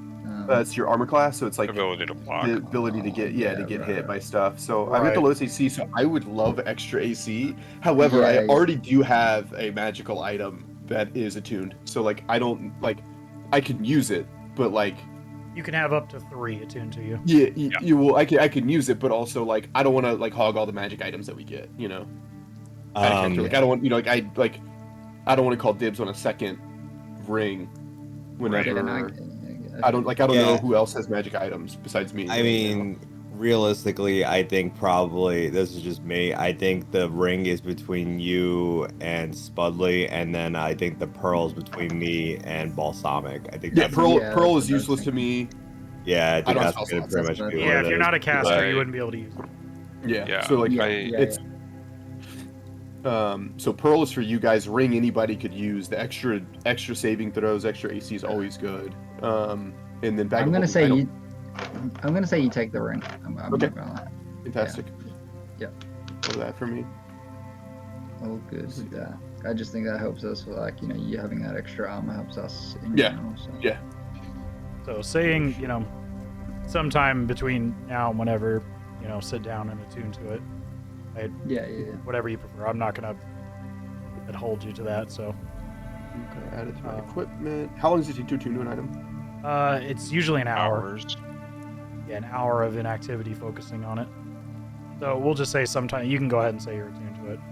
Oh, I could do it right now. Yeah, you can do it to it right now. Just sometime between the now and we'll assume next time you take a long rest, you can attune to it. Okay, that's all saved. You can take the pearl, Tim. You sure? Yeah, it's gonna be more useful for you than it is me. Okay. So the pearl of power you can regain once per day at dawn. You can regain up to a 3rd level spell slot. You can only gain a 1st, a 2nd, or a 3rd. It's not like you can choose a 1 or a 2 or, all of 3. It's 3 just 1s. Yeah, or 3 1s. It's just one up to level 3. And that's once per day. Are you sure, DM? It'd be cool if it was the other way. I'm just going off the way it's written on that one. You can gain up to a 3rd level spell slot. Right now, that's pretty hype. Yeah, that's pretty. Yeah. That's pretty freaking big. For a wizard or anybody who can cast 3rd level spells, it's basically a fireball. It's a shit ton of power. Yeah, Be able to regain, once a day. Oh yeah, I need fireball in my life soon. It'll be a while before because you have to be a 5th level wizard to get fireball. Oh, we're getting there. You can get there eventually. Eventually. With that being said, what would you all like to do? You have your boons from River as a part of the bargain made with Tim, and you have an in or a discount with Tobias Crow while he's here for a short time. If you would like to discuss commissions with him for weapons or armor, he is currently in the smithy, or you can proceed to other ventures or preparations, if you will. You have a week's time before the assault on Temple Gate. Nice. All right. Alright. I'm gonna buff myself up in this week. I'm just gonna start doing push-ups straight away. Just no, but in all honesty, do we need to get any? Is there anything we personally need to get from anywhere else previous to this assault? Do we need to go somewhere and collect anything? I'm just asking that in general, I guess. Oh, benefits and stuff. I think that if we go to the smithy, what was his name? Was it Tobias? Tobias Crow. Right. Tobias Crow. Yeah, Tobias Crow of Crow and Son Smithy. They're stationed in Tobias Emerald. Crow and Sons. Yeah. I like it. Yeah, I think especially if we can get something at a discounted price for working with the Hooded Lanterns right now, I feel like that would be just good to even just explore. Yeah. No, I agree. I guess that's what I was getting to as well. That seems like the obvious one. That seems like the obvious go-to for the week. But yeah, I'm down for that. Obviously, it seems like good value. Tim, Giorgio, opinions on what we should do to prepare for this attack?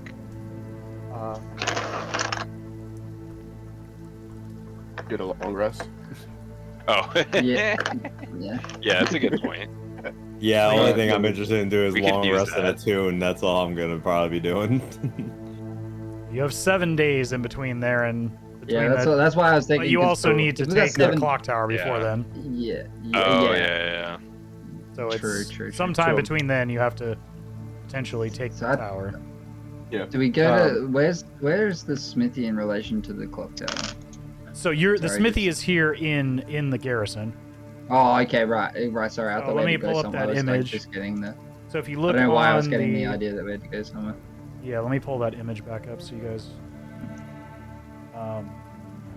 Is there an alchemist and stuff in this place, or could be just seems like things for ice potions have been helpful for us in the past. I'm just thinking out loud. So as far as I'll answer both questions in order. So you guys are about here right now at the base of the exiting out of the commander's tower. Here. So you're about here right now.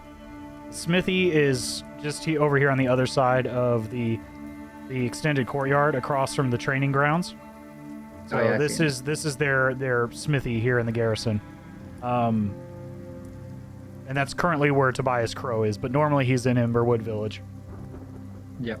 But he's been commissioned to come up and do some work for the Hooded Lanterns in preparation for this assault.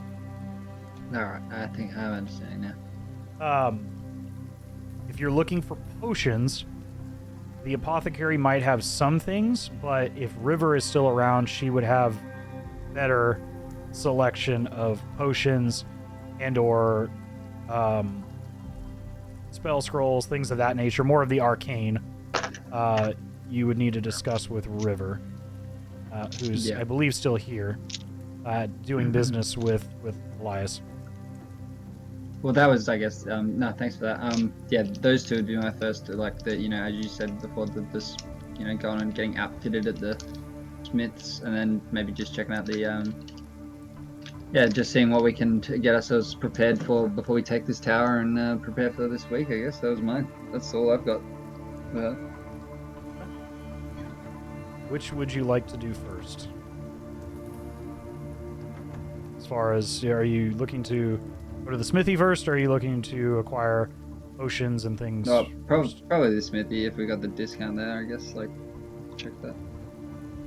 Okay. Is that what everyone else unless is? Somebody, unless I'm the only one talking, but unless you guys have other ideas. I mean, I'd like to take advantage of that for sure, so it's fine. Might have some armor I can replace. Sure, we can go check. Okay. You all head towards the smithy, and you see like I said, a burly, very bright red-headed man. He's got a long leather apron on, thick hide gloves. His arms are as big as some of your legs. Nice. Even for your size, this is a very stout man who's been working the forge his entire life, and he's built like it. You see it in his figure. As he's hammering away on a piece of breastplate, you see him look up, and he's got a pair of like blackened goggles, and you almost can't even tell if he can see through them, but he's noticed you, and as he kind of flips them up and looks it over at you all and goes, so you're the ones that the commander had mentioned. What can I do for you? My name's Tobias Crow.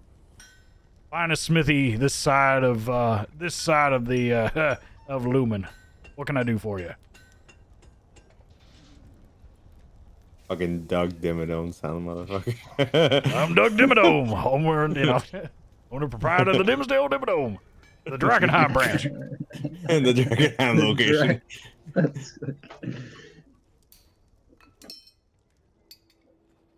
Perhaps y'all would like some suggestions.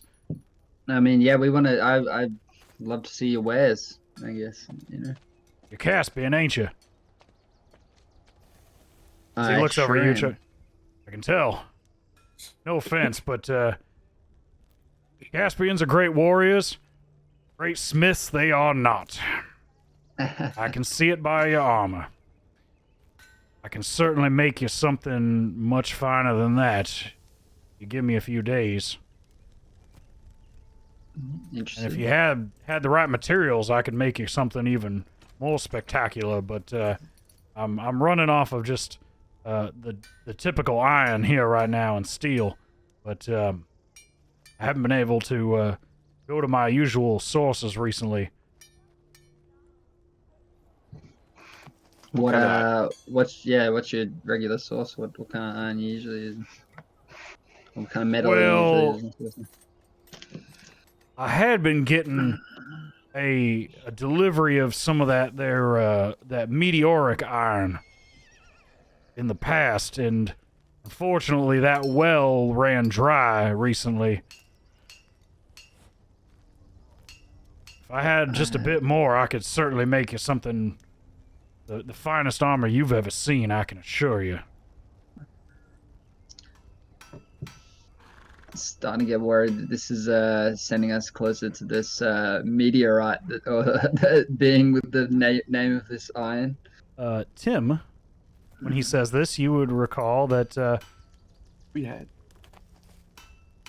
you had collected a few chunks of this meteoric iron That's from your right. venture into the burrows. Rat hole? Yeah, the Yeah. rat's nest, right? We have some. Did I have it? I'm the one that was holding it. Someone picked it up. Somebody picked it up. We kept it for sure. No, we definitely did for sure. Because I think I remember. I might not have said it was that iron. we needed someone that was more professional to do something with it. I'm looking at character sheets, and Tim, in your inventory, custom item meteor metal. It was you. Medium metal. We definitely kept it. Looks like you kept it because it's in here. So unless that's something else that I'm forgetting. No, you're probably right. I'm looking for it. There it is. It's not colored. That's why I couldn't see it. It's custom. I do see it. Yep. Yep. Yes, howdy, pop it yep, out. I'm right. Tobias takes the chunk of metal, and the weight of it, which had been, kind of drooping in your arm, he picks it up with ease, and this is some good stuff. Better than the stuff that I found. That seemed to have been mixed in with slag and all sorts of God knows what. This'll do nicely. You give me 2.5 days. I'll have it ready for you. Suit of armor, the likes of which you'd never seen. Ooh. Nice. What sounds of that? Now, Is it enough for just one, or for one suit of armor and perhaps a small dagger, but or I could make a handful of weapons. Your choice. Yeah, I was gonna say what.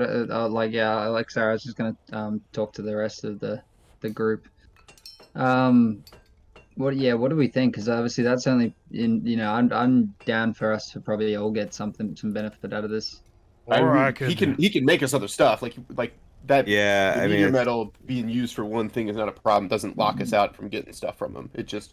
Or if you have the basis of another weapon you'd like to plate with this material, it would certainly increase its value and its rigidity and the quality of it. And that would save the material drastically if you're looking to make both, as opposed to a brand new implement. With that as an idea, like I carry these two hand axes. They're just basic hand axes. I don't even know. I'm assuming they're metal, right? But it doesn't even say, right? So like, if I could get some that were better and then get them plated, if he made me new ones and then plated them with what's left over, that would be cool. I think that would help. I don't know if he can make a better hand axe than what the basic one is. I don't know it. He takes a look at your axe and kind of turns it over in his hand. I can work with this. Mm-hmm. If I plate the edge with hardened meteor, it'll do quite a bit more damage and won't dull as badly as this quite will under normal circumstances. Once it's tempered and hardened, it'll cut through any Garmir in no time flat. Love that. So could we potentially get the armor, then my weapon plated and his weapon plated? Like, I guess that's the big question. I think we can make that arrangement. It Yeah, seems like just enough to make it work. Yeah, because I'm good. I don't need anything. I'm all right. Yeah. Okay. You wouldn't get him to make you anything at all? No, because my spell casting thing, so he's not gonna really be able to make me anything most likely. And then two, I'm at 18 AC, so like I'm not too concerned with armor wise. So like I'm good until we can go to the next thing. You're at a 16, so you probably need some more. It'll bump up to 17, but yeah. Yeah, so you definitely need it more than I do. So I'm okay with just stepping back and letting you guys get whatever you need. I'm good. I have a feeling. I'm just throwing this out there that, you know, going into an encounter like this, we're already level 6. Like we're gonna be dealing with stuff that's pretty strong, I think, and I would imagine that hitting an 18 is not gonna be too hard for them. Yeah, Just I mean, to- I'm just- sure, but you know. realistically, I'm like, what's he gonna, again, I'm a caster, so I don't think he's not gonna really be able to make me anything, and I'm not too worried. I mean, I would just have to get another set of armor, so I'd rather have you get, you and Spud, if you like get armored up, I'm fine. I mean, I can see if he has some like regular armor wears that might give me like another +1 then above what I have, but I'm not like, it's fine, I'm okay. Yeah.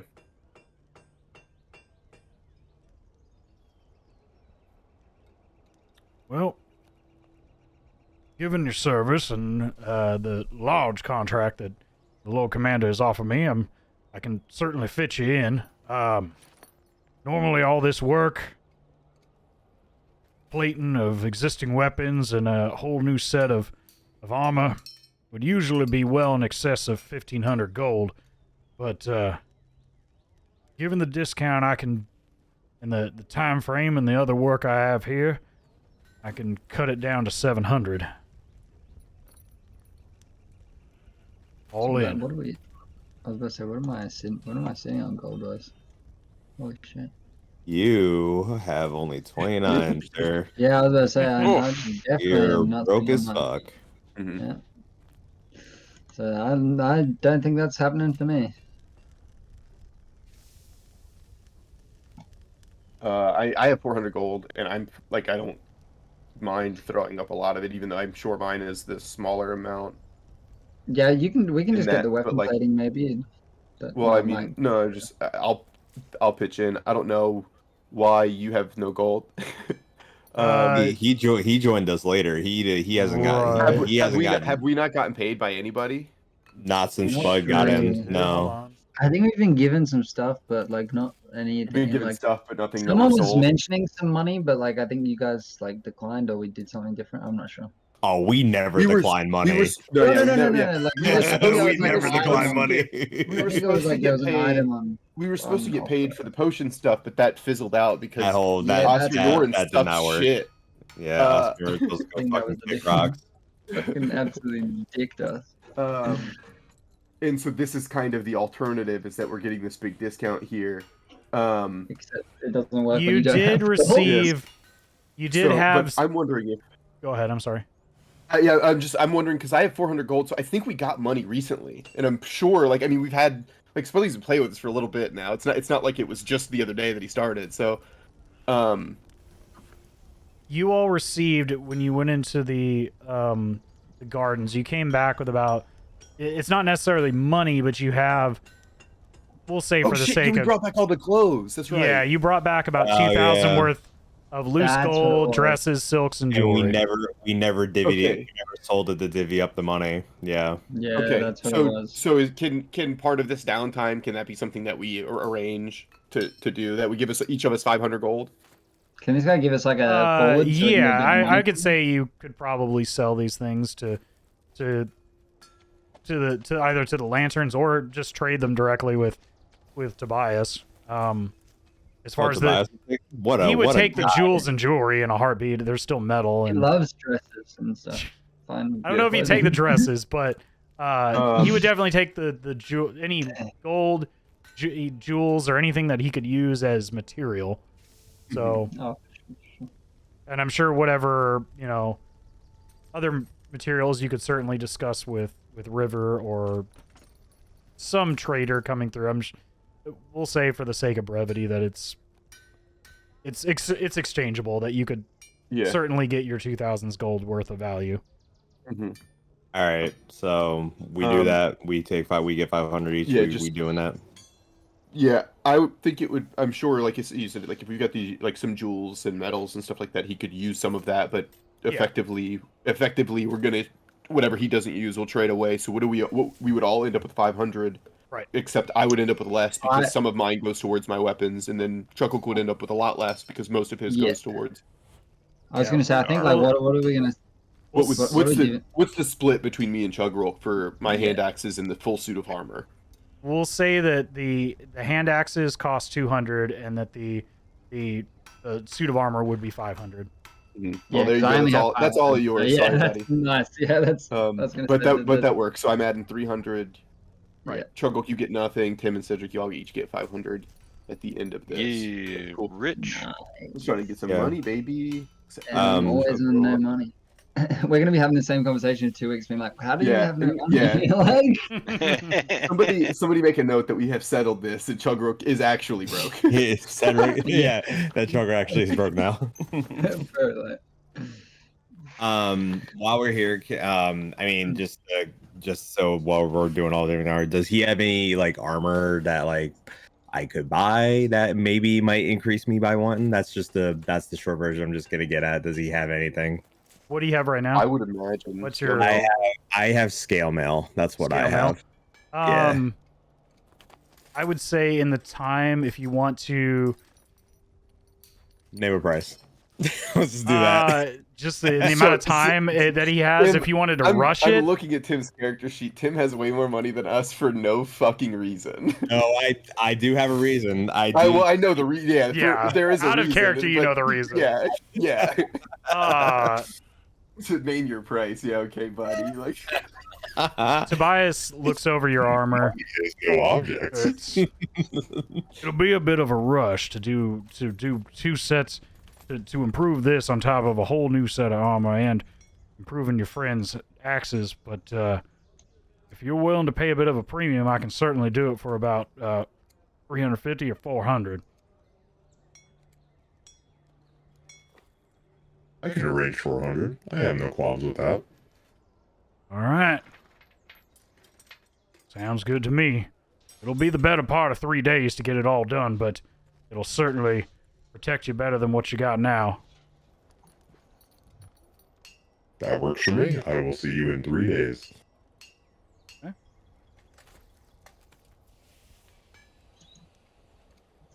In the meantime, with that, do you all want to have a discussion with River? Or the apothecaries, or what specifically are you guys looking for as far as any, or do you still have business with Tobias?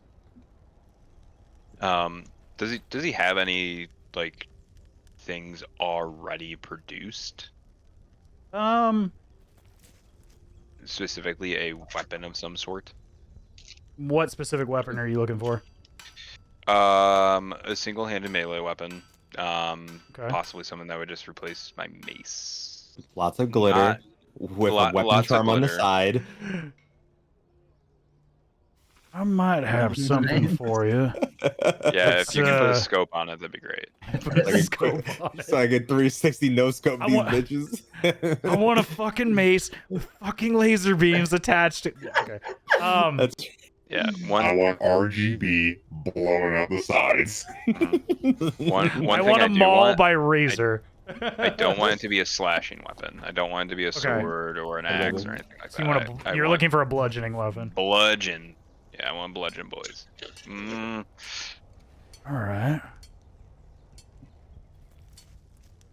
I didn't craft this here weapon, and but it was given to me as collateral years ago, and the individual who came in pawning it off never came back. I would imagine he probably died somewhere in the ruins, so his loss, I'm afraid. But I think I got something for you. It's not of my typical make, but I can certainly vouch for its value, its increased value. Give me just a moment. And that moment is for me, because I gotta look up the name of this thing, because I'm thinking of one. Sure. I don't remember what it was called. I'll just joke with him. As you shoot the shit with Tobias. Okay, I found it. As long as it's not Caspian, am I right?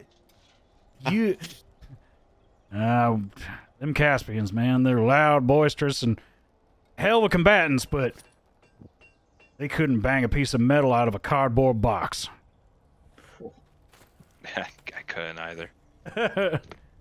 They couldn't hammer anything straight if they tried. But damn, could they fight? I'll give them that. he pulls out a weapon, and it's kind of a terrifying looking little piece of medieval hardware, if you will. It's a 4-pointed mace that it's pretty gnarly looking. It's got triangular edges similar to the one you have now, and very light in the hand, but you can feel most of the weight is on the end and the contact point. And as you hold it, he puts it down on the table, and as you go to grasp it, it almost makes you like step back. You feel something coming off of this weapon. But as you go to grab it a second time, you feel that aura dissipate a bit. And you feel that there's something more to this weapon.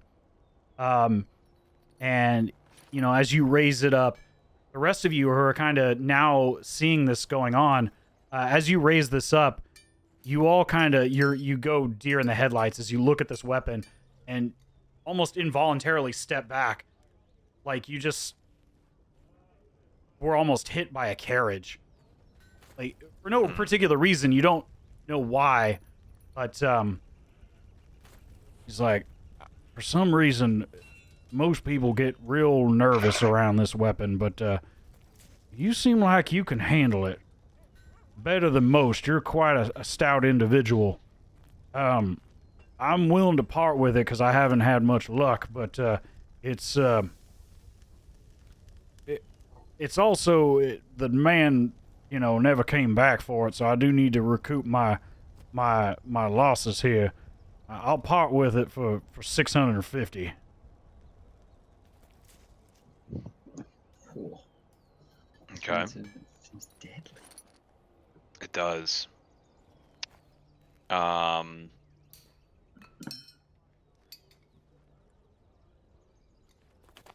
much longer are you expecting to be here? Are you asking, Tobias? Yeah. Well, in the time that probably a total of 4 days.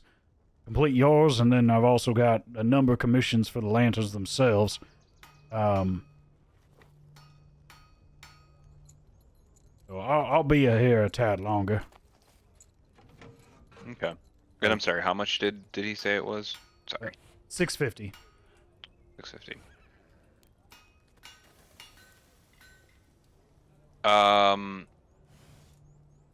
Yeah, you know what? I'll just do it. If we, yeah, I'll go ahead and buy it. Okay. You can add the Mace of Terror to your. Oh, Cool. fuck, Oh that's rad. man, just the Okay. name. Let's. It is an this guy- attunement weapon. But basically, the magic weapon has 3 charges. While holding it, you can use an action and expend 1 charge to release a wave of terror. Each creature of your choice in a 30-foot radius extending from you must succeed on a 15 DC Wisdom save, or become frightened for 1 minute. And so basically, it gets the frightened condition until it succeeds. If it succeeds, it's immune to it for Sick. the next 24 hours. But you can use one of the 3 charges to emanate a aura of terror from the mace. Okay, that's really cool. That is pretty rad. All right.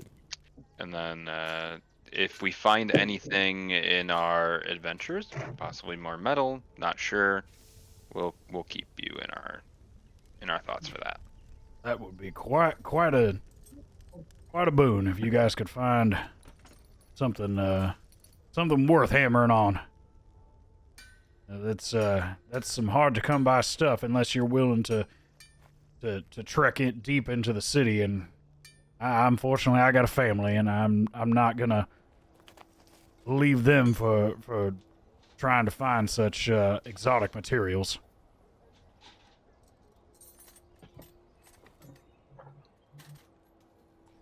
Yeah, you have your new mace. 3 days time, he will have your hand axes and the suit of armor prepared for you. At this time, do you want to? Wait, is he still doing my Gladius or not? Oh, No, that was just the No, hand he's axes just and an, the. yeah. If you No, want him to do yeah, the no, I wasn't gladius, sure. it would be another 100 gold. to Yeah, play no, it. no, no. I was just keeping that in mind. I wasn't sure if Right. like for when I'm updating my sheet in X amount of days, like Right, what I was right. doing. Yeah. Yeah, all and good. I'll give you the new upgraded stats and items once Oh, he's sick. finished. But at this easy. time, Yeah, I'll just remember that. what do you specifically there are things you're looking for from as far as potions or healing items? I don't have any money, so I can take that back. As a whole, is the party looking for healing items or potions or things of that nature? The only thing I used the only one I had, so it would be nice to have another one Okay. or two. Well, River is here, and She sells them. yes, she does. What do they sell for? Depends on what you're looking for. Basic healing potion will run you about 50 gold.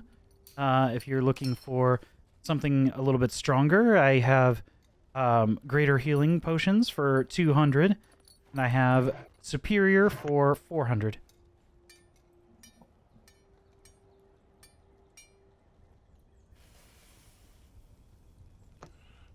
Or if you're looking for a different type of potion or a spell scroll or something of that nature, I can certainly charge you by the level of the spell you're looking to cast that I can prepare for you, and you can cast from the object itself, and it's a one-time use item.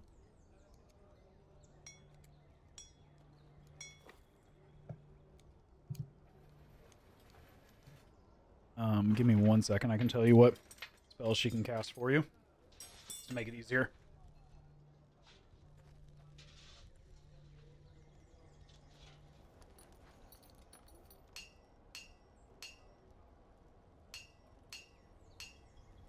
River, where is your step?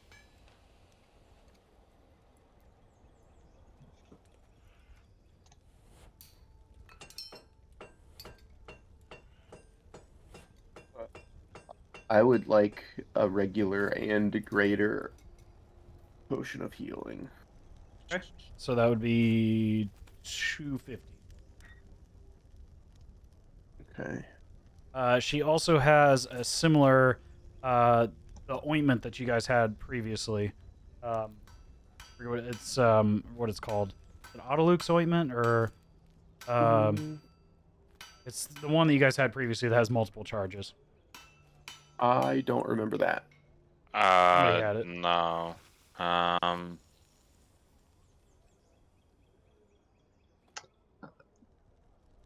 No, I'm drawing a blank on that as well. I don't see it in my.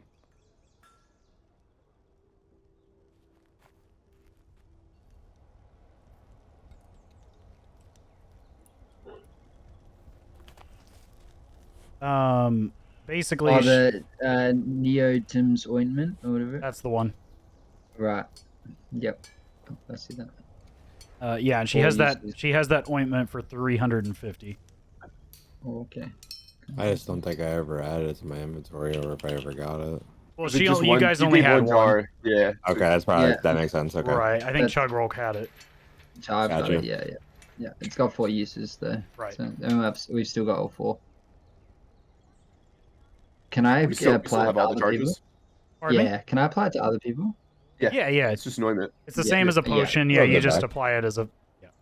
Yeah, Yeah. that's what I thought. Yeah. It's like No, Vicks that's Vapor okay. Rub, except it's like Yeah, smelling just- salts. Yeah. You just rub it on my chest, bro. Rub it on my chest. So No, that's all good. Yeah, we've still got all 4 charges. I completely forgot I had it as well, to be honest. We're good. So River has a number of cantrips that she can cast, like damaging cantrips. Acid Splash, Firebolt, Shocking Grasp, and Chill Touch. For 50, she'll cast it and basically write it as a scroll. For 50 gold, she will cast either Magic Missile, Shield, or Detect Magic as a first level spell for you, for 200. she has, she can cast second level Misty Step or Suggestion for 350. Or she can cast one time for 650 gold of Fireball or Fly. Oof. Tempting me with that fucking fireball. Let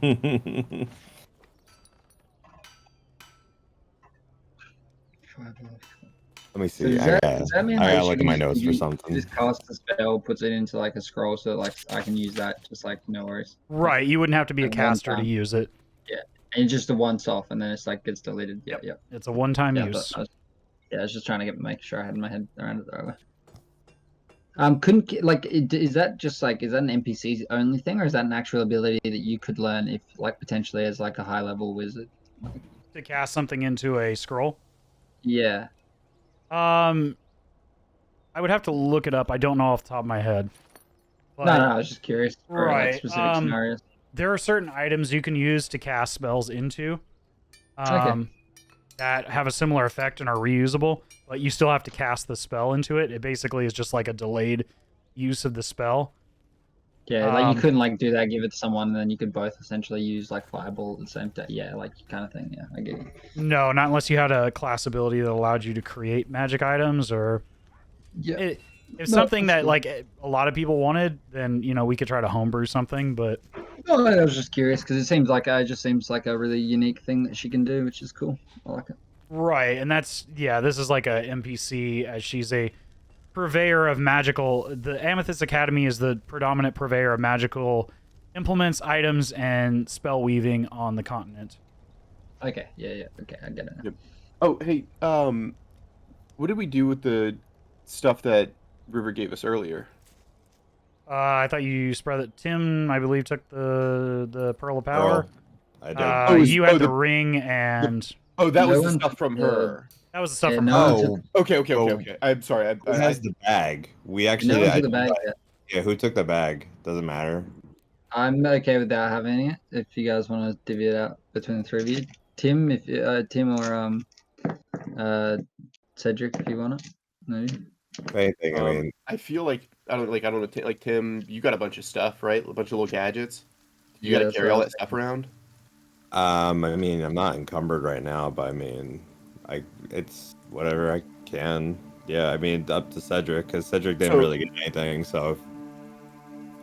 I got a cool mace. Yeah. Again, thinking From River, exactly, because that's what I'm talking about. That's thinking as a party. Cedric is a Goliath. I'm a Goliath. Chugrulk is a Bugbear, right? So we all none of us are ever going to be encumbered ever, right? Like, yeah, and my strength is shit. So okay. So yeah, like I do think that would make the most sense. Okay. But also like if we're all assuming that we don't ever not hang out with each other, then it doesn't really matter who has the bag, right? Like it's just a bag of holding, right? That we are collectively able to use. So I from think a just mechanic standpoint, you having it makes the most sense. All right, then I will take it then. Okay, so that's done. I got it. Tim is assigned to pack me up. Okay. Is there anything else you guys are looking for, or any spells you want her to cast? Otherwise, she is going to be on her merry way. Nope, I'm good. So my next question to you guys, is there anything between now and the 3 days before your weapons and armor are complete that you want to do in that meantime, or do you just want to time skip ahead to that point and then go from there? I have one question for the party before we... Yeah. Good. Are we planning on doing the clock tower thing before the stuff is ready, or we're going to get the stuff and then go to the clock tower? I would love to have my stuff before we go to the clock tower. Figured that. Okay, technically the only thing I want to do is I want to learn the spells if I can from the sheet. You know, that River gave us the copy of the 2 delirium spells. I want to see if I can learn them. Okay. How long it would take to do that. That's pretty much all I'm interested in doing. So, yeah, definitely. If you guys are gonna take the time, you'll have a couple days to recover and, recoup and train, do whatever you want. In between, there's plenty of time to do that. Attune to your various magic items. Double check those if you got something new that doesn't require attunement. So Tim, as far as learning spells, you would need to spend, I believe it's 50 gold per level per spell to learn them, and I believe it's an hour a piece to copy them into your spell book. Okay. I believe it's 50 a piece, unless you are of a subclass that gives you a discount to that. I think every subclass, if like you're a divination wizard, you can learn divination spells for cheaper. No. Yeah. I am. You don't have a just... subclass yet because you're just level 1 wizard. Yeah, right.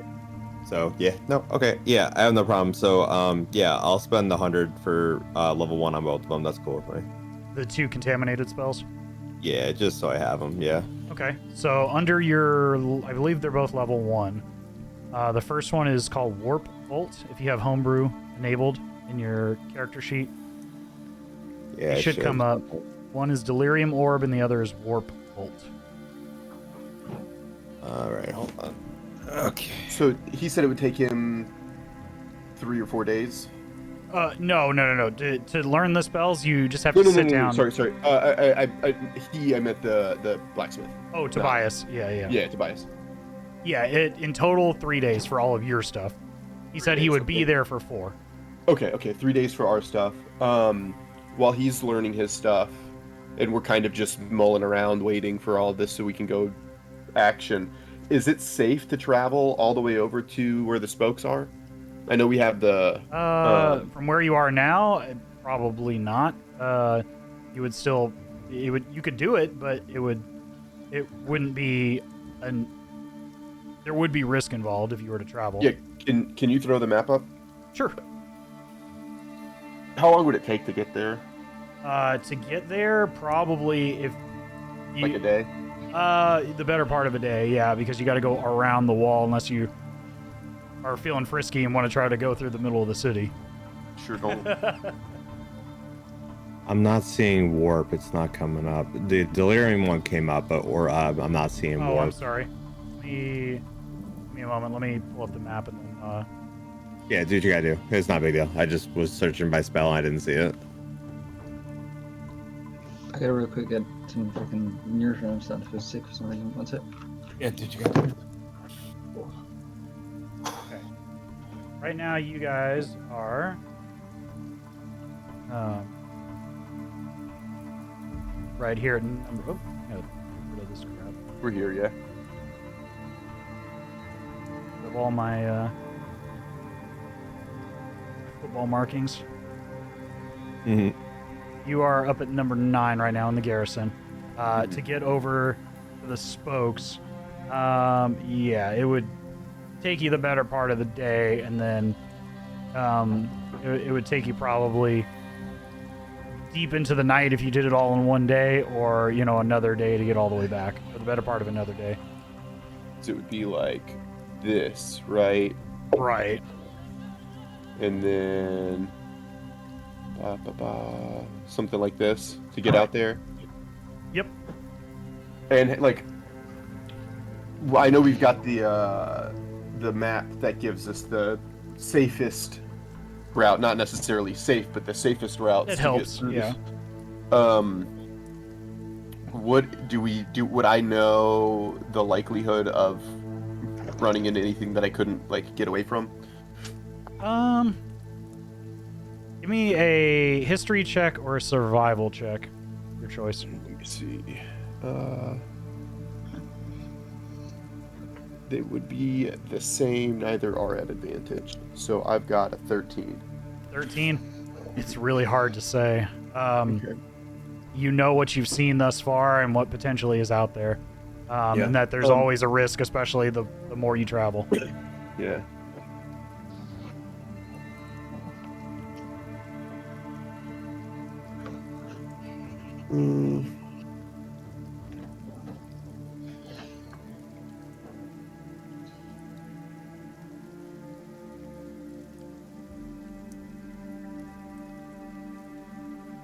Hmm.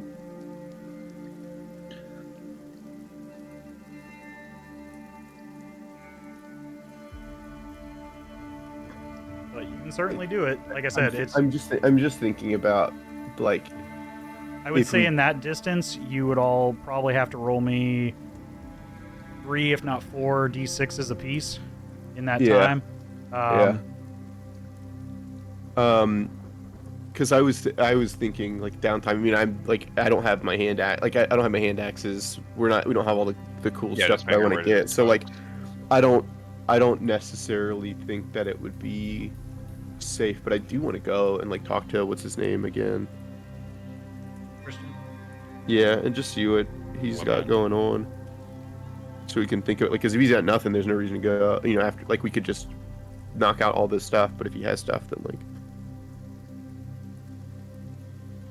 well, that's something that I'm interested in that I don't know if anybody else even cares about. So. No, I mean, I think that's good with any sort of downtime. Anything that's not going to be like super troubling or worrisome for us. Mm-hmm. Would anyone be interested in coming with me? I mean, you would all be free now. I would say in just a few hours, Tim, you'd be able to learn your spells. In fact, let me look. Yeah. This would be after we're done. Like, I want to do Right. I want to do an attunement into my thing, and I want to get our long rest in before I go. So like, it would be later before we even started. Yeah. In fact, mean, so that's why we that's wouldn't order. established. I want to go ahead and attune and do my long rest now. Yeah, so that I would say you like- guys could do your long rest.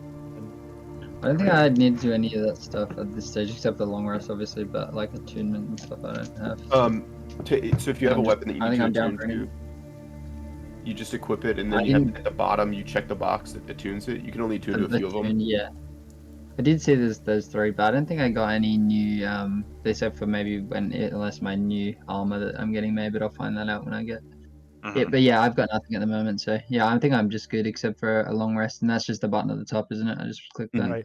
Right. Tim, Warp Bolt is a 2nd level spell. I'm sorry. That one, Okay, so- that would be 100 to learn that one in 2 hours of time, which the time isn't the issue, but if you want to spend, it would be 150 for both. Oh, 150 for both. Right. All right. Hey. Yeah, because it's 50 gold per level per spell. I have to wait, I guess, I think, for Warp Bolt because Delirium Worm came up when I Right. searched for it, but Warp Bolt doesn't. So Right, 'cause it's a second Are level you searching spell. second level? yeah, I'm not. Yeah, I can't do second. So Right. all right, I'll just all right. You cannot do it. Okay. Under Not yet, Wizard, no. no. Under Artificer, maybe. It doesn't let me. It doesn't let me. Let me try one. Oh, under Artificer. Okay. No, I can't. The way it works is that I can't. I'm on my characters page. For Wizard, it says I can add spells and I can search, but for Artificer, Right. it just gives me an option for known spells and prepared. So I don't have the option to learn Warp Bolt. It's fine. So we'll have it in my pocket for later. It's cool. Let's just stick Right. with I learned Delirium Orb. I gave you the money. I'm good with that for now, and then we'll figure it out later. Because Right. I have to prepare it anyway, so it's fine. I'm not going to be using it for a while because it's a bad spell. So it's pretty much like if I'm fucked, I'm gonna use it. So I'm okay for the time being. Not have it prepared. Right. The other thing with that one, the spellcasting component for that is I believe it says a fragment or a sliver. It says a fragment, I believe, of delirium. I have one fragment on me. Yeah, so that's why. Yeah, which the spell consumes by using it, and you gain a level of contamination by casting the spell. Yeah, I have it. That's why I was debating giving it to River, but I was like, nah, hold it just in case, if I ever want to shoot off the spell. Gotcha. Okay. Well, it is up to you all. Tim, you spend your hour or 2 hour, writing down, and you manage to buy some of the magical ink and components you need to copy it into your spell book, and you study the magical properties of the spell based on Oscar Yoren's notes, and you are able to add it to your spell book. Hooray! But at this time, you all are free. You have no hang-ups. Your weapons and armor will be prepared in 3 days' time. What would you all like to do? If not, we can just time skip to the end of the 3rd day. But that's up to you guys. I mean, I'm fine with long resting, heading to the spokes and talking to Christian. Yeah. If you guys want to follow me over there and do that, that'd be cool. Ain't got nothing else to do. Okay. Well, if you guys Okay. haven't taken your long rest, please do so. God Get back bless. in here. Just Get all your spell slots and your HP back to normal. I don't think anybody had any contamination, so you should be good there. That being said, would you all like to tell me how you're traveling to your destination at Buckle Down Row, I believe is where you're headed? Yeah, if it'll take us, I think we have 3 days, right? So if it takes us most of a day to get there, we can meet with them, stay there, and then take most of the day back, and then we're back, you know. So I don't think we need to go fast, is my point. Okay. So if you're not going fast, Slowest and safest would be right. what I'm suggesting. With that being said, you can all roll me a d10, please, as you head along your route. Ooh, I D10. finally get the roll. Hold on. The new dog. Oh my god, that shit went everywhere. I got a 8. 4. So I'm not doing my dice rolls, yeah. You have an 8, an 8, a 4, and I'm just trying. Oh, it's this one. Hold on. My bad. Here we go. Nice. I got a 9. 9. You Straight all up. travel southward towards the ferry, to Styx Ferry along the Dran River without incident. It is a foggy morning in Drakenheim as you travel out from the Hooded Lanterns barracks. But it is an uneventful morning as you take the noted paths, avoiding the Garmir along Temple Road, pausing as needed, taking a bit more time as you know you're not in immediate need as you're waiting upon your missions with Tobias Crow, prioritizing safety over expediency. As you reach the ferry, Styx is waiting there on that side, having just ferried over a group of lanterns who Sticks, my Not- boy. nod in agreement. He looks over to you as he steps back onto the boat.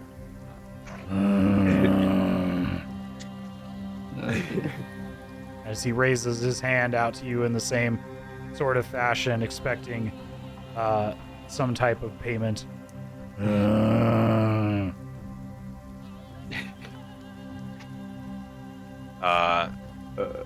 Reach out What's up, to man? Yo, man. What's good, my G? You give the Oh, strange, anyway, man, strange waffle. handshake to Styx.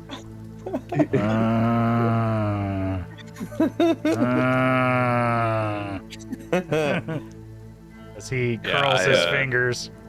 Always down to business, this Yeah, guy. I'll flip him a silver. Sprinkle him, yeah, throw him some coin. He grabs the silver and is slow, labored, and goes to bite down on it. As he bites down, you see one of his few remaining teeth and kind of cock in an awkward direction as he puts it into his little satchel full of miscellaneous metal objects and coins.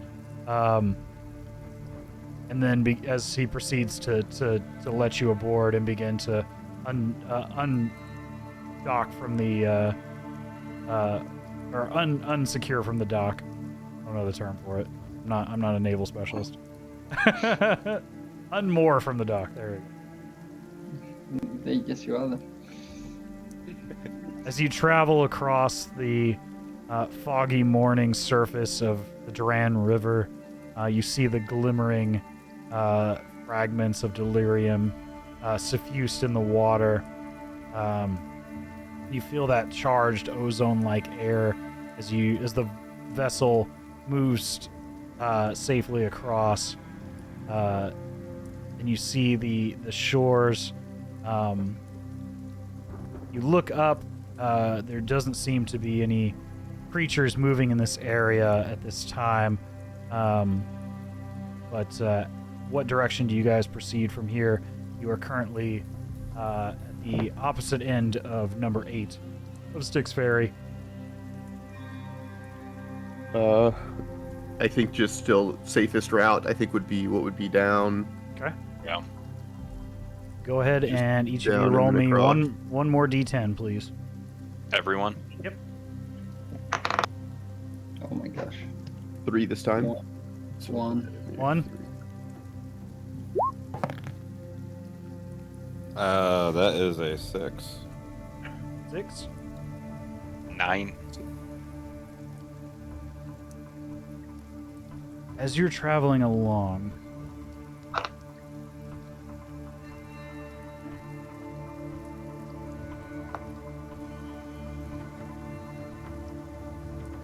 Nah, shit, we're gonna fight. entirely up to y'all. Oh. As you travel along, you notice to your right, you're traveling through some of these dilapidated shop streets and storefronts, most of which are well picked through in this area, well traveled by adventurers and treasure hunters.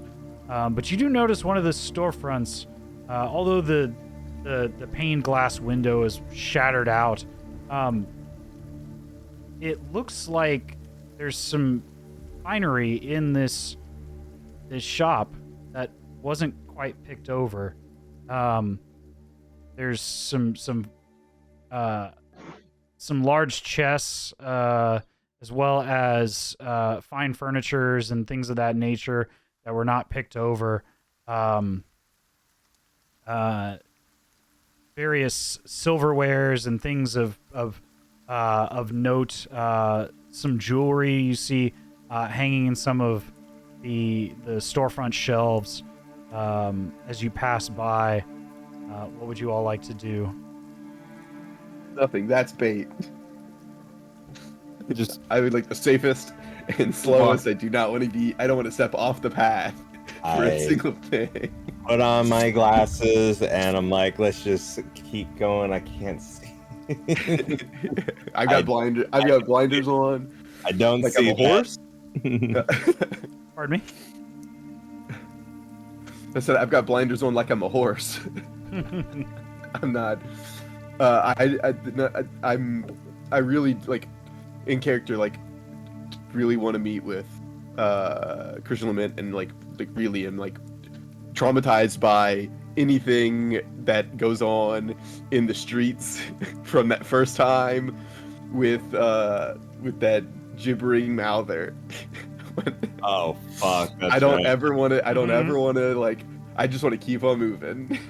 I assume I wasn't here for that. No, you weren't. No, you were not. I almost died. Like our first It was encounter. very almost Great. died. Yeah, it wasn't working out too good for us back then. Right. But look at all this nice jewelry. True. You got. I mean, I'm not gonna stop you. We just met a guy that really wants jewelry. Jewelry, gems, precious metals. I'm just thinking about you guys recouping your money. Oh, I'm good. I'm always down to recoup some money. I got enough. I mean, I have plenty of money. I'm just throwing this out there.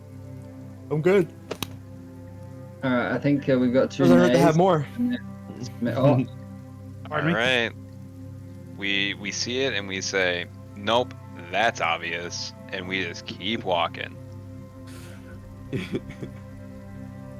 Okay. You leave behind untrusting after your encounter with the other denizens of Drakenheim. Not too long later, after leaving this area,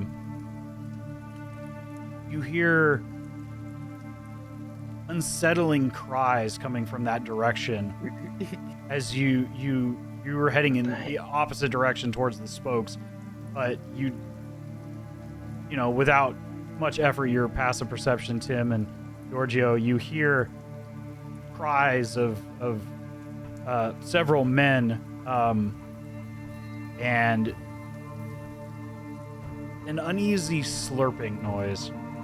Yeah. Damn. And What that's a all shame. and that's all you hear. Anyway, all right. Well, Well, what a shocker. they're gonna learn today.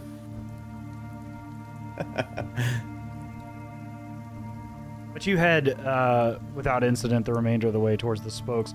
At this point, in the time it takes you to get there, taking the conservative, careful routes, it is probably mid-afternoon by the time you arrive in Buckle Down Row.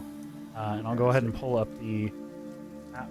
Well, the first place you and Chugrulk had met here in Buckle Down Row. I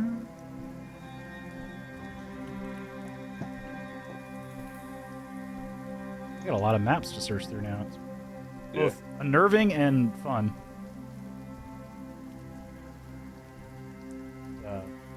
Yes, you arrive. Let me go ahead and... yeah, your tokens are still here, so good. I don't have to pull those up. You arrive at the south side. Go ahead and move you guys into position and let you go from there. Okay, but yeah. You arrive down here at the south side, greeted by the number of loosely what you could call guards at the outset of Buckle Down Row. But the similar sight of these loose bars and various shady establishments of various types all over the area. And I should have just put them to... But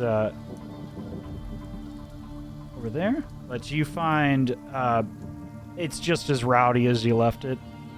There are people all over of dubious intent.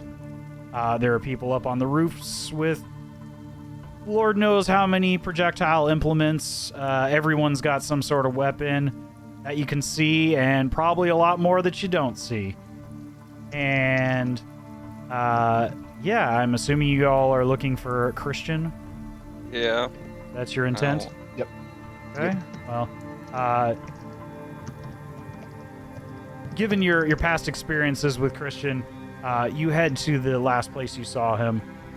He is a frequent patron of this particular tavern. Upon your entering in this location,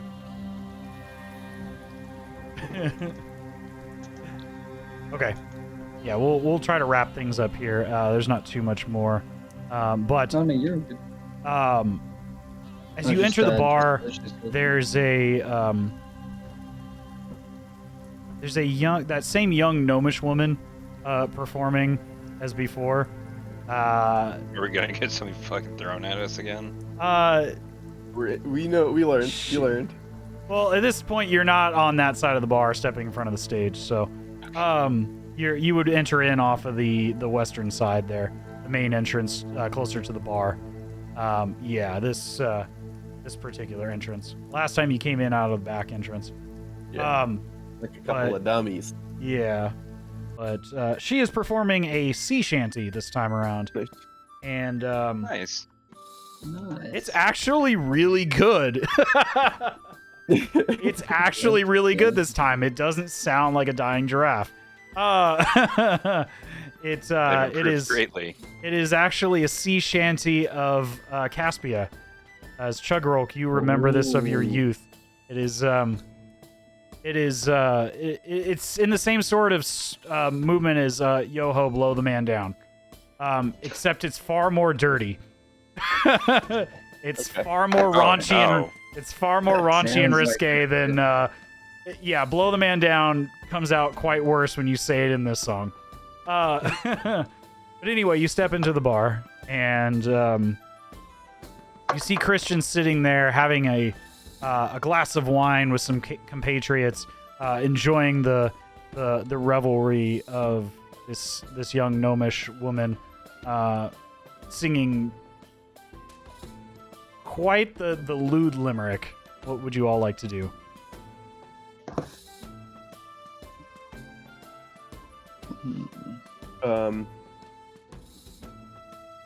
We just talk to him, you know. Yeah. Okay. You all approach Christian, and he pays you no mind initially. What would you like to do?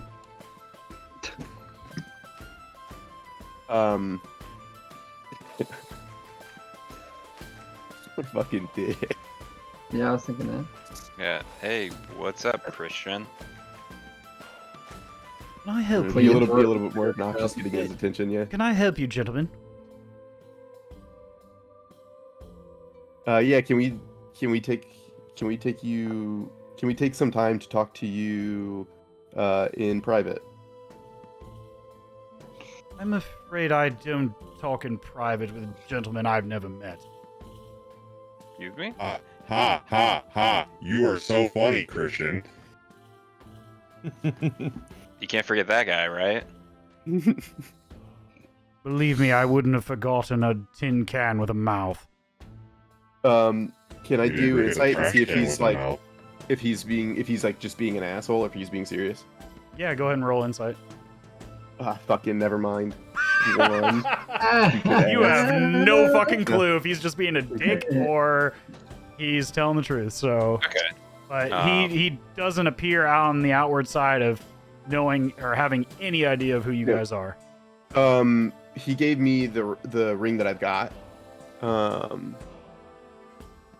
The ring of the holy brazier. So if he I would if he's being a dick then he won't react, but if he thinks he's never met us then I'm sure he would be wondering where this ring is. So I want to show him the ring and be like, you remember when you gave me this thing? You show Christian the ring, and he looks at it closely. I would never wear such gaudy jewelry. You weren't wearing it.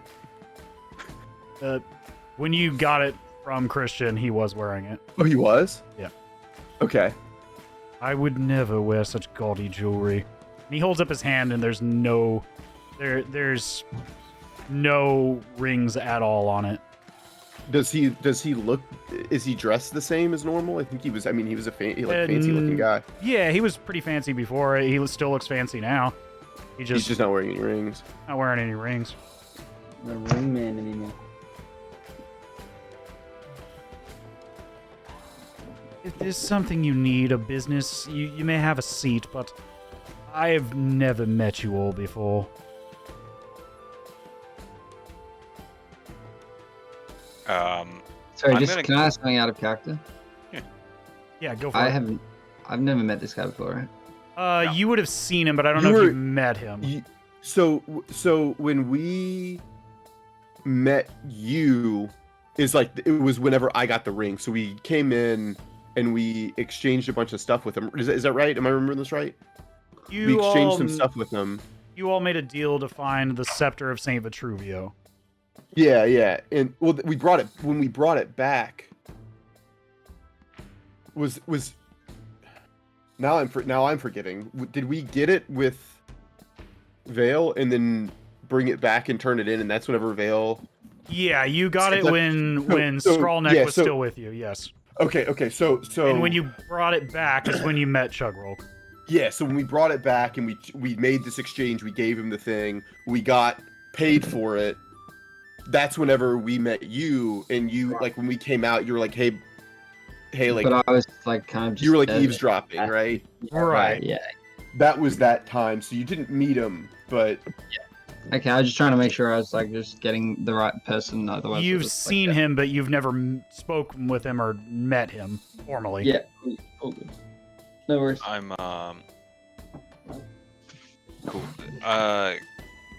Can I just go ahead and since he's pretending that, or maybe not pretending that he doesn't know us, go ahead and just introduce myself and say, hi, my name is Cedric. This is our band of people. We've heard remarkable things about you, and I'm just gonna hold out my hand. He outstretches his hand and goes to greet yours. As he does that, I cast hopefully just Charm Person. Okay.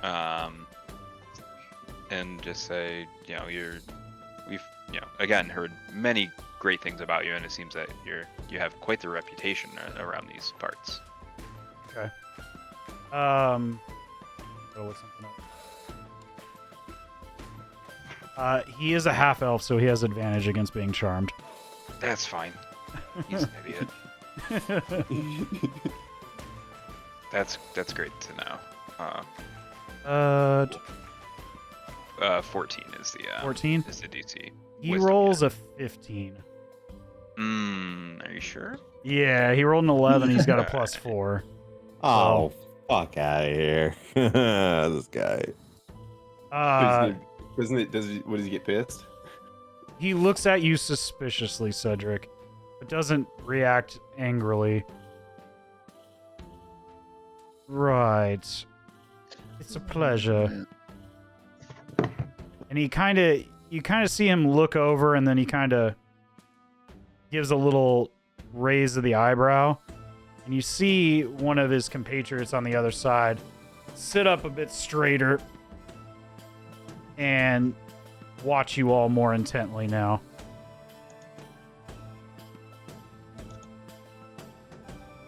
Like I said, Cedric, was it? What would you all and your compatriots have to do with little old me? Well, previously, I think we really enjoyed our time working with you and working down. He was the one that we did the fighting pits with, right? We met him afterwards. We met him after, yeah. Oh, after the fighting pits, and then he sent us to go and get the staff of Yeah. Mount Vesuvius, not Mount Vesuvius. Saint Vitruvio. Saint Vitruvio, thank you. Not Vesuvius. Yeah, just Saint Vitruvio is the patron Thank you. saint of Drakenheim. I'm gonna interrupt you. Yeah. Cedric, and say, do you remember Saint Vitruvio and the little staff? We're in Drakenheim. He's the patron saint of the city. Of course I know who Saint Vitruvio is, and I'm sure most anyone who's been around those gaudy temples for any more than 5 or 6 minutes has heard of all these little trinkets running about, and I'm sure plenty of people would love to have them, but as far as I know, they're lost in those ruins, and I'm not about to go trek around to find them, unless you want to pay me damn good coin to find them. I'm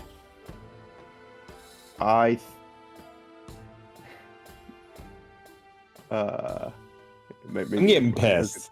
Yeah, I'm well, getting pissed right now. I was debating saying something that I think probably would get us in a lot of trouble. So, I mean, at this point, I don't fucking care. well, I don't want to get in a lot of trouble in the middle of the spokes. So, you have other business, I'm always here to trade. I always appreciate a good bit of information, but I personally have never met anyone here. Besides my gentlemen friends across on this table, I have no idea who you all are. Quite frankly, I don't give a shit. So if you have any other business, please state it now.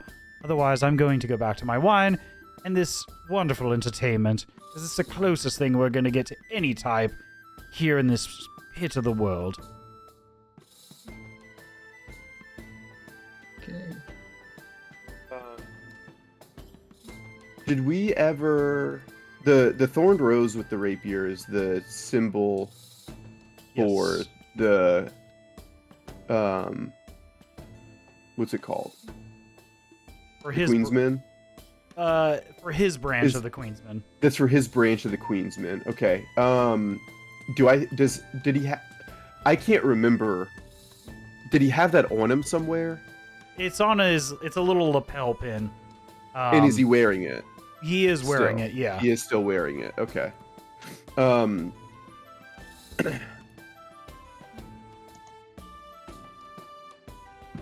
I want to tell him that we worked with him previously on behalf of the Queen of Thorns. Queen of Thieves. Queen of Thieves, yeah. Queen of Thieves. As I've said, I've never met you, but that's not to say We're here You- again for more work. I can So whether you've certain- met us before or not, we would like to work with you on anything that you need on behalf of the Queen. Hold on a minute. You've met me. And you see this kind of grin pull across his face. When was this that you met me? Like a week ago. Yeah. Hmm. Do you remember there was a guy that it's- cut off someone's head in the fighting pits? I wasn't in the fighting pits at that time. I just Okay. personally got back into town. So he's smiling, right? He is grinning, yes. Do you have a twin brother that's also named Christian? Oh, that would be hilarious. But no, I do not.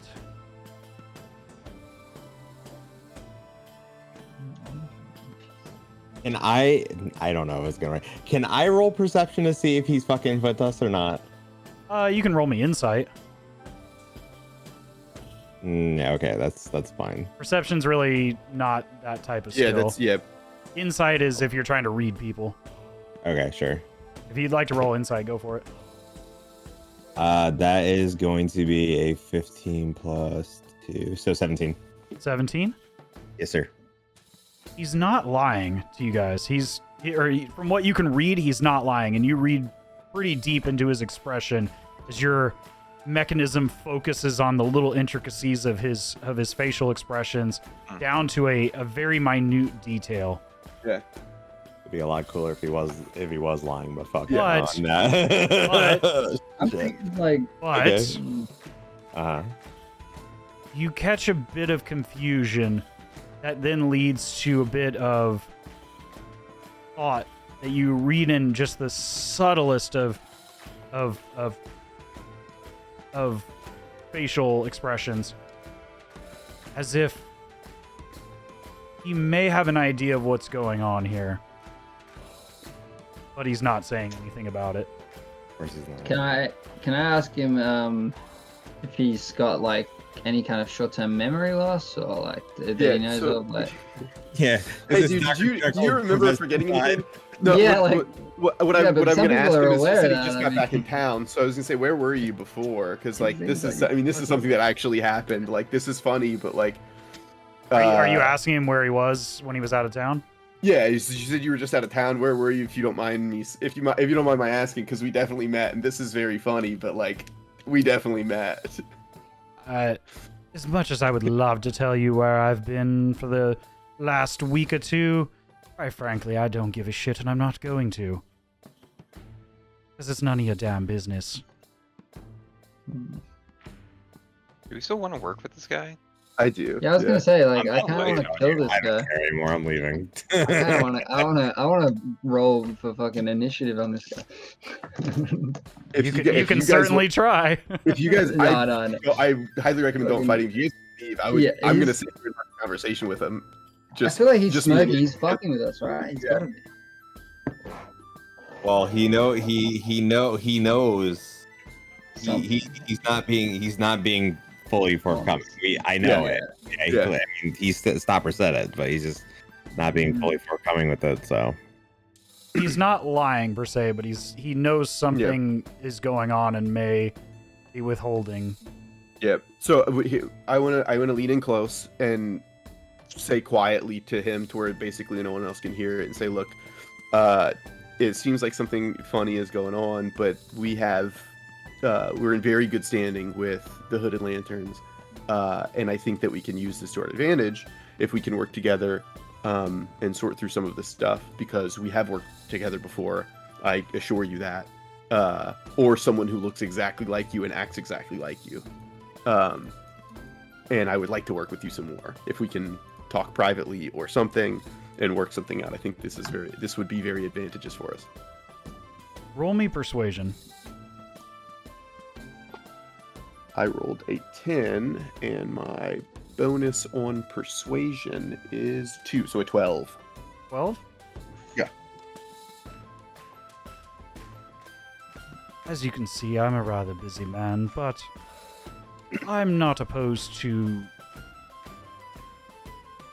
sparing my time for the right price. If you'd like to discuss business, what's that time worth to you? Our time is worth quite a bit.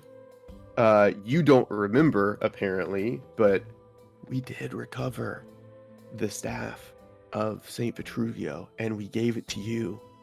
So I think we're pretty good at taking care of business. You may be good at taking care of business, but you're clearly not capable of telling who you're doing business with. Oh no. Because I have never seen this staff of St. Vitruvio in my life. As if I had, I'd be obscenely rich. And I wouldn't be in this shithole any longer. So, if you'd like to conduct business, make it worth my while. I think if we can figure out what happened to it, then somebody's obviously fucking with you. If you don't know, then we might be able to work backwards through all of this, figure out what's going on, and then maybe get it back from whoever took it from you, and then get us all out of this shithole.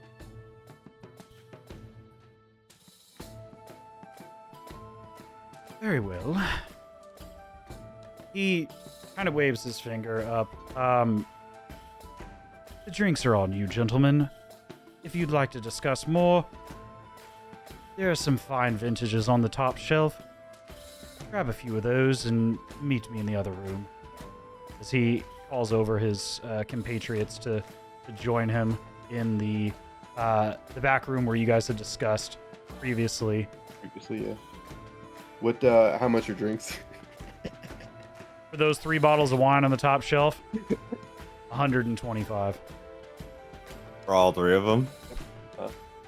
25 gold? 125. Yeah. You wanted to come here, right, Georgio? Yeah. That's I got it. That's on me. That's on me. I got it. 125. If you had rolled any lower, I wouldn't have given you the opportunity at all. Yeah. Okay, got it. Charged. Okay. Put that on my credit.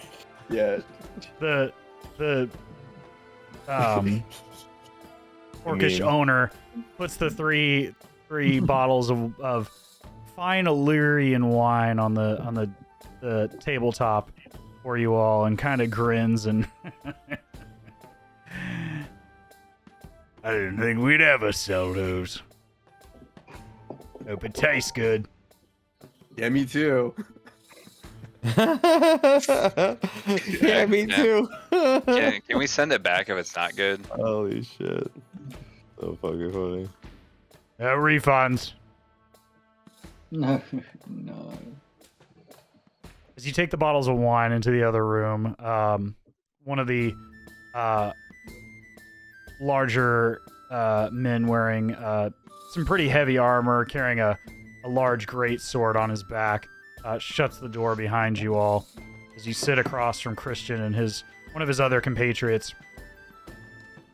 As you set the bottles of wine down on the table, he grabs one and begins pouring it and immediately starts drinking a good amount. Mm-hmm. Lyrian wine. This is wonderful, especially when I don't have to pay for it. So, discussing what you said earlier, that we have done some business with a certain staff. Yeah, are you fucking with us or what? He looks you straight in the eyes.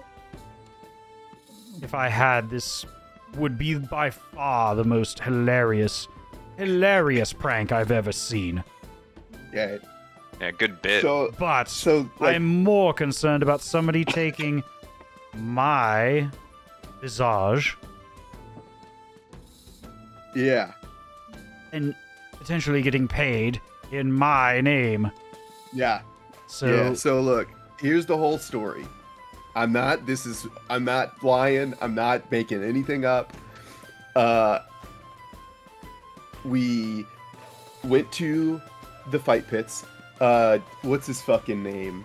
Blackjack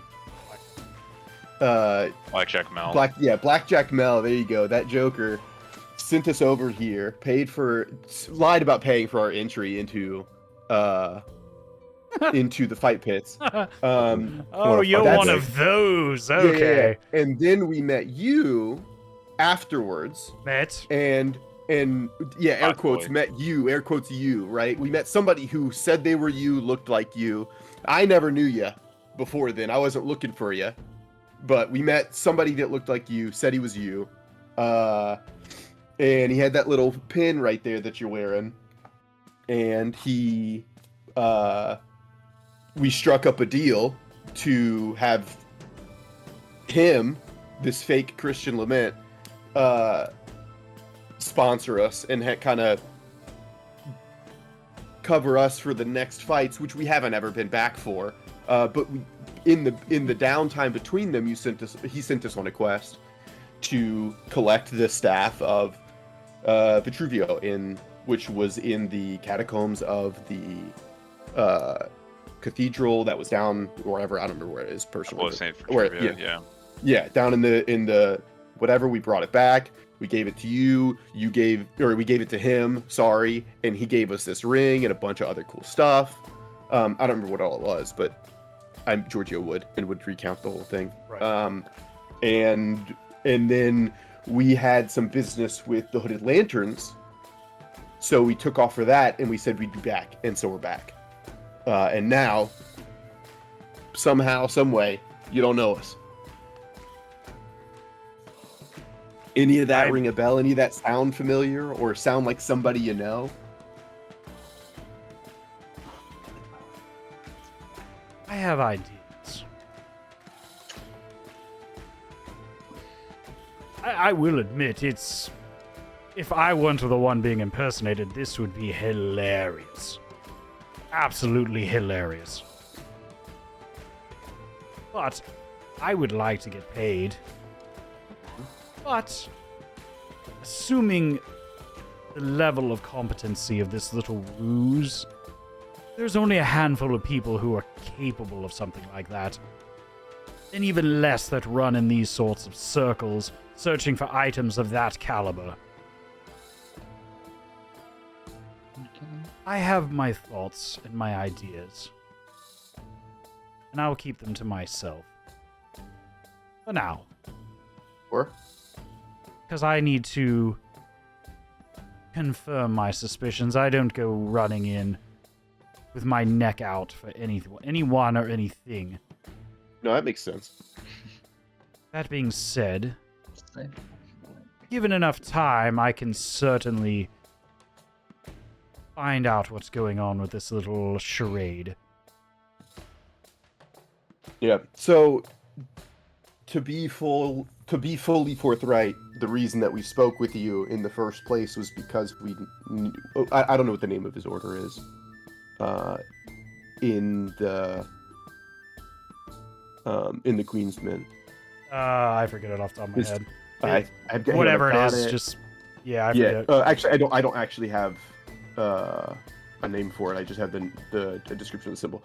Whatever it is, like that. We've heard of that, and we saw that you had the pin, and that's the reason we talked to you. So I mean, if you're the real Christian Lament and not the other one who we talked to before, you know, because I don't know what's going on.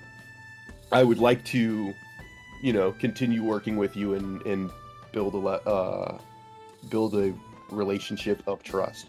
Right. I'll tell you what. There's a much larger event in a different part of the city in a couple weeks.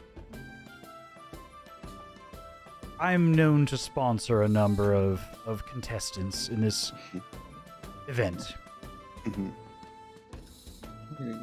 This isn't your run-of-the-mill fight club that you participated in before. These are well-seasoned individuals. And that was the promise that we got. Yes, this is the Queen's personal event. Yeah, exactly. Her invitational, if you will. And it is only by invite. Yeah. Oh. And by sponsorship of one of her lieutenants. Like yours truly. So, I would love to know what's going on. And you, I'm sure, would love to know what's going on as well. Mm-hmm. So I'll make you a deal. In 2 weeks' time, I'll escort you there, personally. And sponsor you into this private tournament. We got One of the calendar. One of the prizes, of course, is a personal audience with the Queen of Thieves. An admission into one of her various ranks to whom you're sponsored. Without question, of course. If you all are interested in clearing up this little matter and, of course, delving deeper into our organization, by all means, meet me here in 2 weeks' time. And what happens if it's the other Christian that shows up? True. Right, how do we know we're not going to get screwed over again? You don't know. Well, the Are other you Christian, asking if him I'm that? not mistaken. So yeah, wait, hang on. Can I ask? I'm asking out loud. How do we know? Oh, yeah. I have no idea of confirming it myself, so we're kind of in the same boat, if you will. I would love to know. You would love to know. I would love to get paid for the shit that was done in my name. So yeah, I was gonna say, just out of character, because I think this has been asked, and I'm almost certain it has. I'm just clarifying. The person we did business with before was a completely different person, like from what we're getting told, but was just utilizing their name and identity and shit. We're like, why the hell? What I'm wondering is, then okay, now I'm in character. Like, can I just pull the crew aside? Like, are we not sus on why someone's using this person's name and identity? Oh, yeah, absolutely. I mean, yeah, it seems like they could just use anyone's, and they've chosen to use yours specifically, to get us to do this stuff that we didn't know them before. It wasn't like you sent us on a quest. I'm not. And then somebody else just got the item at the end, but somebody else sent us on this quest and got the thing just using your name. Well, I'm not 100% that this is the real Christian Lament, right? As well, yeah. That's what I'm thinking. This very well could be the imposter, and he's just fucking with us too, which is okay, whatever. Yeah, that's what. Yeah, so I feel you. So I'm just curious, and I feel like you were getting. How do I know you all are who you say you are? Well, that's not the question's not on us. What would be the point of me wasting 125 gold on this fucking wine? Why would we? I don't know. Maybe you're just a drunk. I have no idea. I'm just happy you paid for wine. Calls us a drunk when he and then buy him wine. Okay, pal. Okay, buddy. In 2 weeks' time, how do we know it's going to be the real you? We need to figure out something to make sure that we know it's you when we come back in 2 weeks. Can we meet somewhere else? Can we, what can we do? Give me just a moment. He goes into his back drawers. There's another secondary bar, and he signals to one of the guys to grab something out of the back drawer. It is he's got a little like jewelry box that the person brings to him, which he opens up, and you see a number of fine like ground raw jewels and several set rings and things of that nature. All of them look very fine in nature, and he pulls out a small but very finely made or finely ground diamond. This is, let's say, appropriately probably worth, well, in the neighborhood of 500-600 gold, if I had to guess, given its nature. I'm going to put a little sigil on it to mark it. At which point, I can summon it so long as it's not personally held by one of you all or someone else. At which time, when we meet again, you simply set it on the ground. If I'm who I say I am, I will be the only one who is able to summon it back to myself.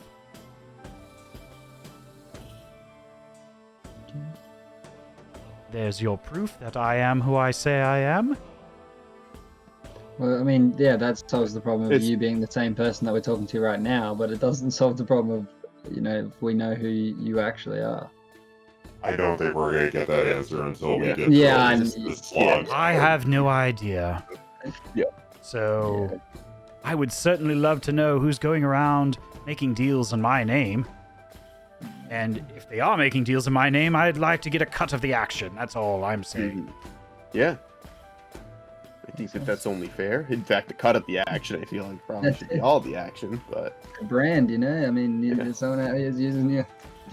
Anyway, he puts his hand over the top of the jewel, and you see a soft pinkish light emanate over the top of the crystal. And after a few seconds, the light dissipates, and he reaches up and hands it to you, Georgio. You see on the top of the jewel is the ever so faintest etching of a simple sigil. Mm-hmm. See that little mark right there? Mm-hmm. That can't be replicated by any means other than my own. Ooh. And he hands you the diamond. Next time we meet, bring that in, and I will summon it back to my hand directly in front of you. Okay, cool. Bob, at least we'll be dealing with the real you, and if we're going to be in front of the queen, I feel like it's going to be the real you, Like, James would be crazy otherwise. Fair is fair. Thank you for the wine. He serves you all a glass. You might as well get to try what you purchased. As he empties you all one cup apiece.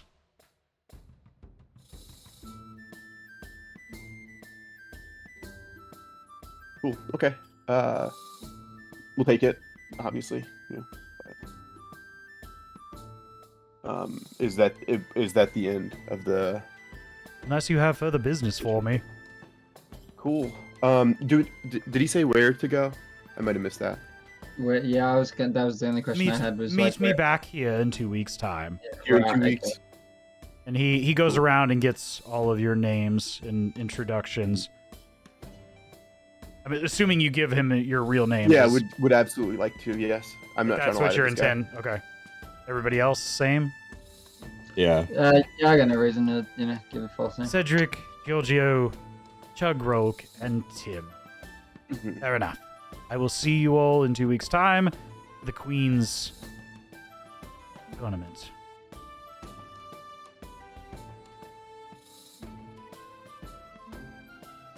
If that's all you have for me.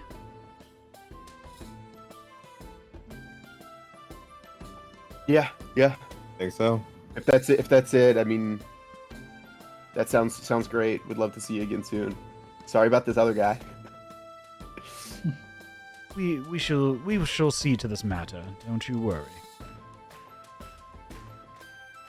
He drinks back the remainder of his cup of wine and begins immediately pouring another and taking what remains of the 2 other bottles with him.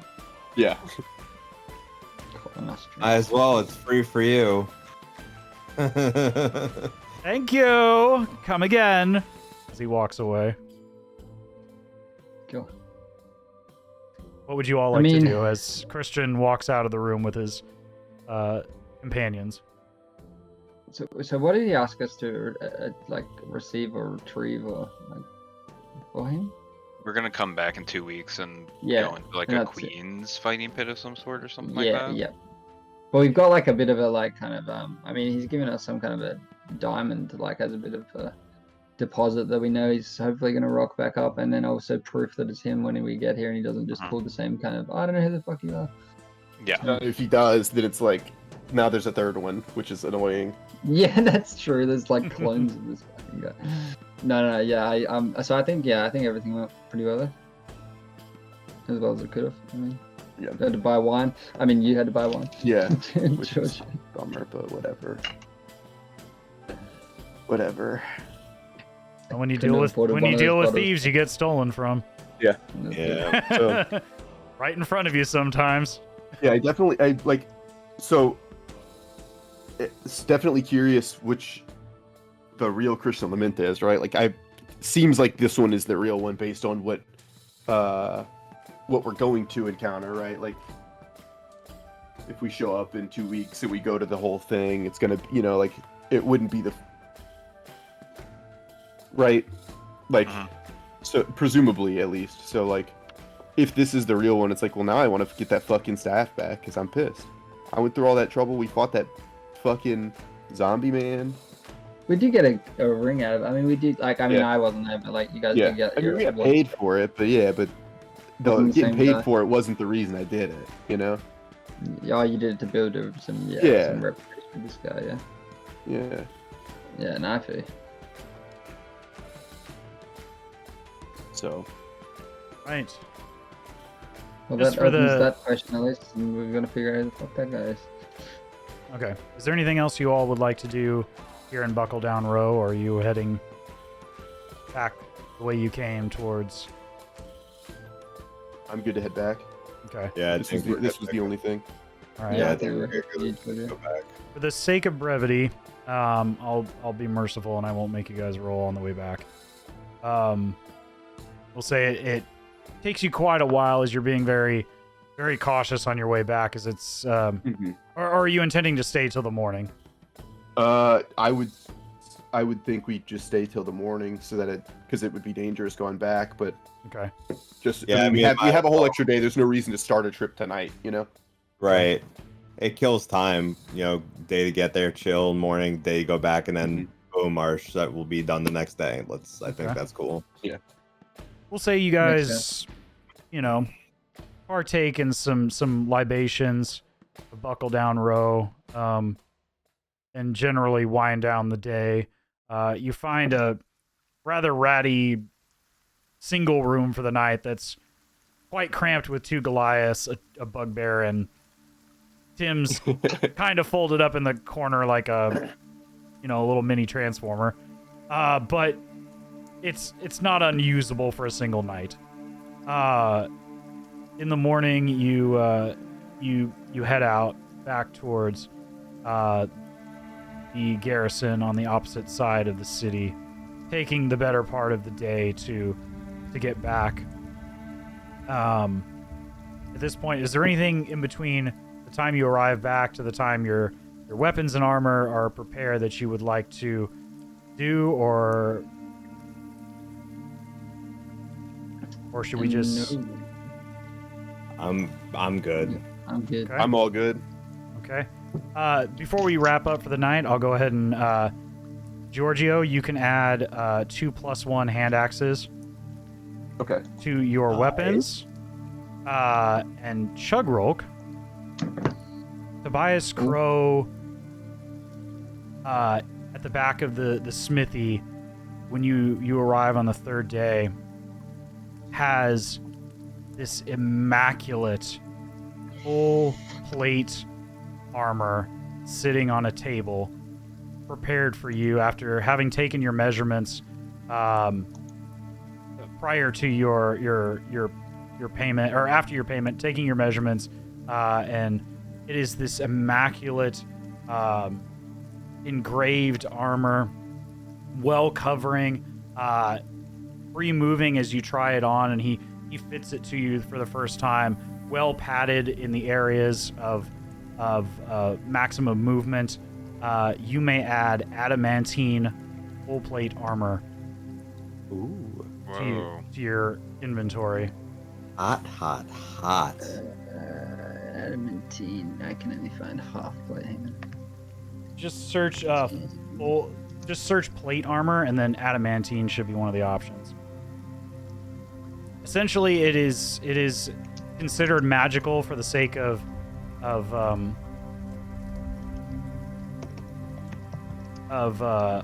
resistances and things of that nature. It also It has one really cool effect. yes, it the biggest change to it, aside from its increased armor classes being just natural full plate armor, is you no longer take critical hits. Okay. Oh, that's Oh. fucking rad. I can't find it at all. What the fuck? I can see all the other hold adamant on. panels. Right. Let me. ADAMAN. Yeah, it's like I'm seeing like adamantine chainmail, chain skirt, half plate. It's plate. Adamantine. It's plate. Oh, is it just plate? Yeah, it's just plate. I'm sorry. Yeah, there's half Yeah. plate and plate. I'm sorry. It's full plate armor, that's but right. it's plate. Yeah. Yeah, no, sorry, that's probably. Yeah, I believe your armor class should be 20 now, 19 or 20. Oh, wow. Oh yeah, it's 20. That's 20. okay. That's what I thought. Damn. What do I do with the chainmail? Do I just untick it?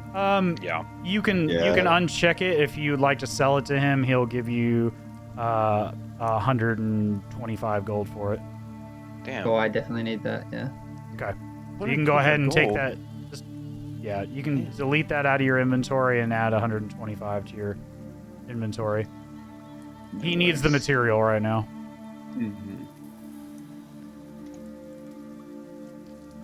And how much was it? 125, you said? Yeah. Yeah.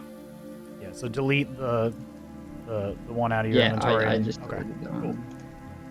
Yep, all good. All right. Outfitted with your new equipment, your potions. Oh, I'm sorry. my armor. Mine too. Which? Oh yeah. I'm sorry. We forgot about yours. Yes, you can add +1 scale mail to your. You can change your regular scale mail to +1. Okay, cool. That works. Yeah, it's not it's an improvement, but again, he's removed the damage components of it, fixed those that could be repaired, and he's filigreed the remainder of some of the adamantine into some of the pauldrons and areas that take the most severe impact during combat, and made it so it better integrates with your metallic form, and made it just more maneuverable and a bit lighter. So you see, it's a finer grade armor. Okay. You can change your scale mail to +1, and it also functions as magical armor for the sake of. All of these are technically magical weapons and armor. How do I make it? I'm just trying to say, how do I make it +1? It should be towards the bottom. Let me double check. Inventory.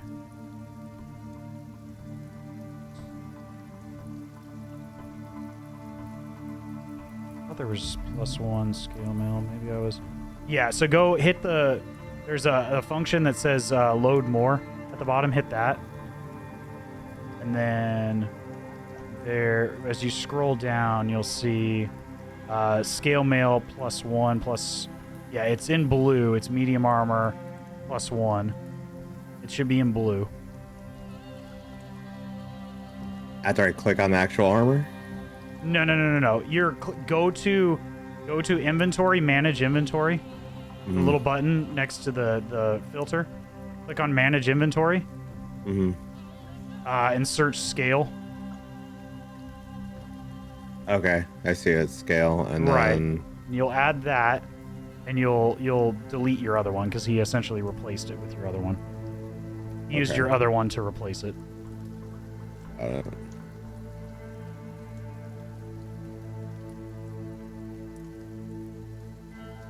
So it should increase your armor class by 1.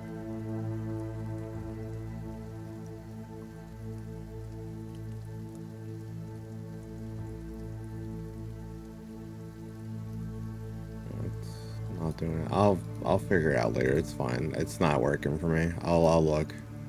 I can try to add it to yours. Hold on. Yeah, it's not a big deal.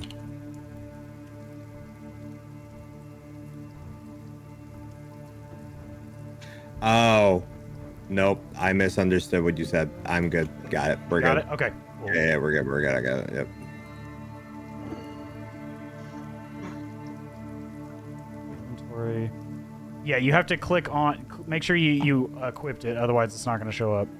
Yeah, I got it now. I just have to. What's it called? I'll have to do my infusion on it too. I'll figure it out. Oh, okay. That's why. Yeah. You'd have to reinfuse it. Yeah. Which we can assume you can do before you Yeah. leave for your next bout. All right. Is there anything else you all would like to prepare? Anything? Otherwise, we'll go ahead and wrap up for the evening. We'll prepare for your trek to the clock tower next session. I was gonna say we're all geared up. I think we're ready for the clock tower. Yes, sir. Go. I have money finally. For the first time. I'm over 100 gold. I can afford wine.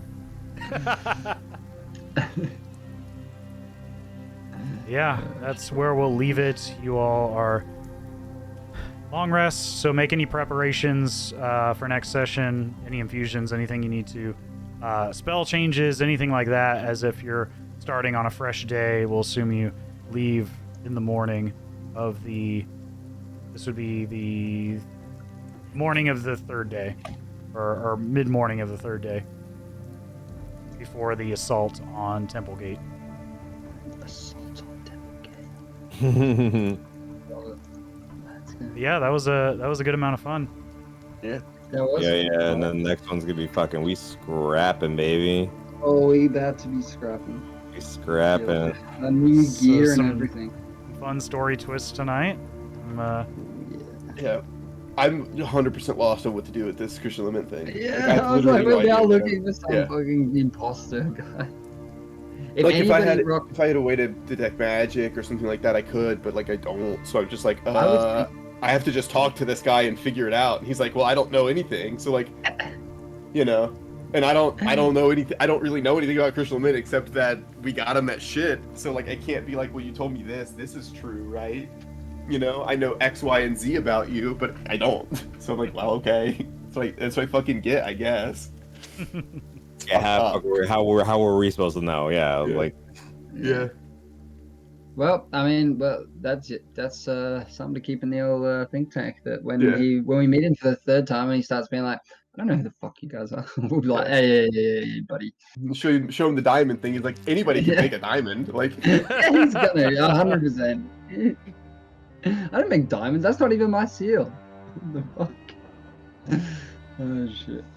No, that was great. That was great.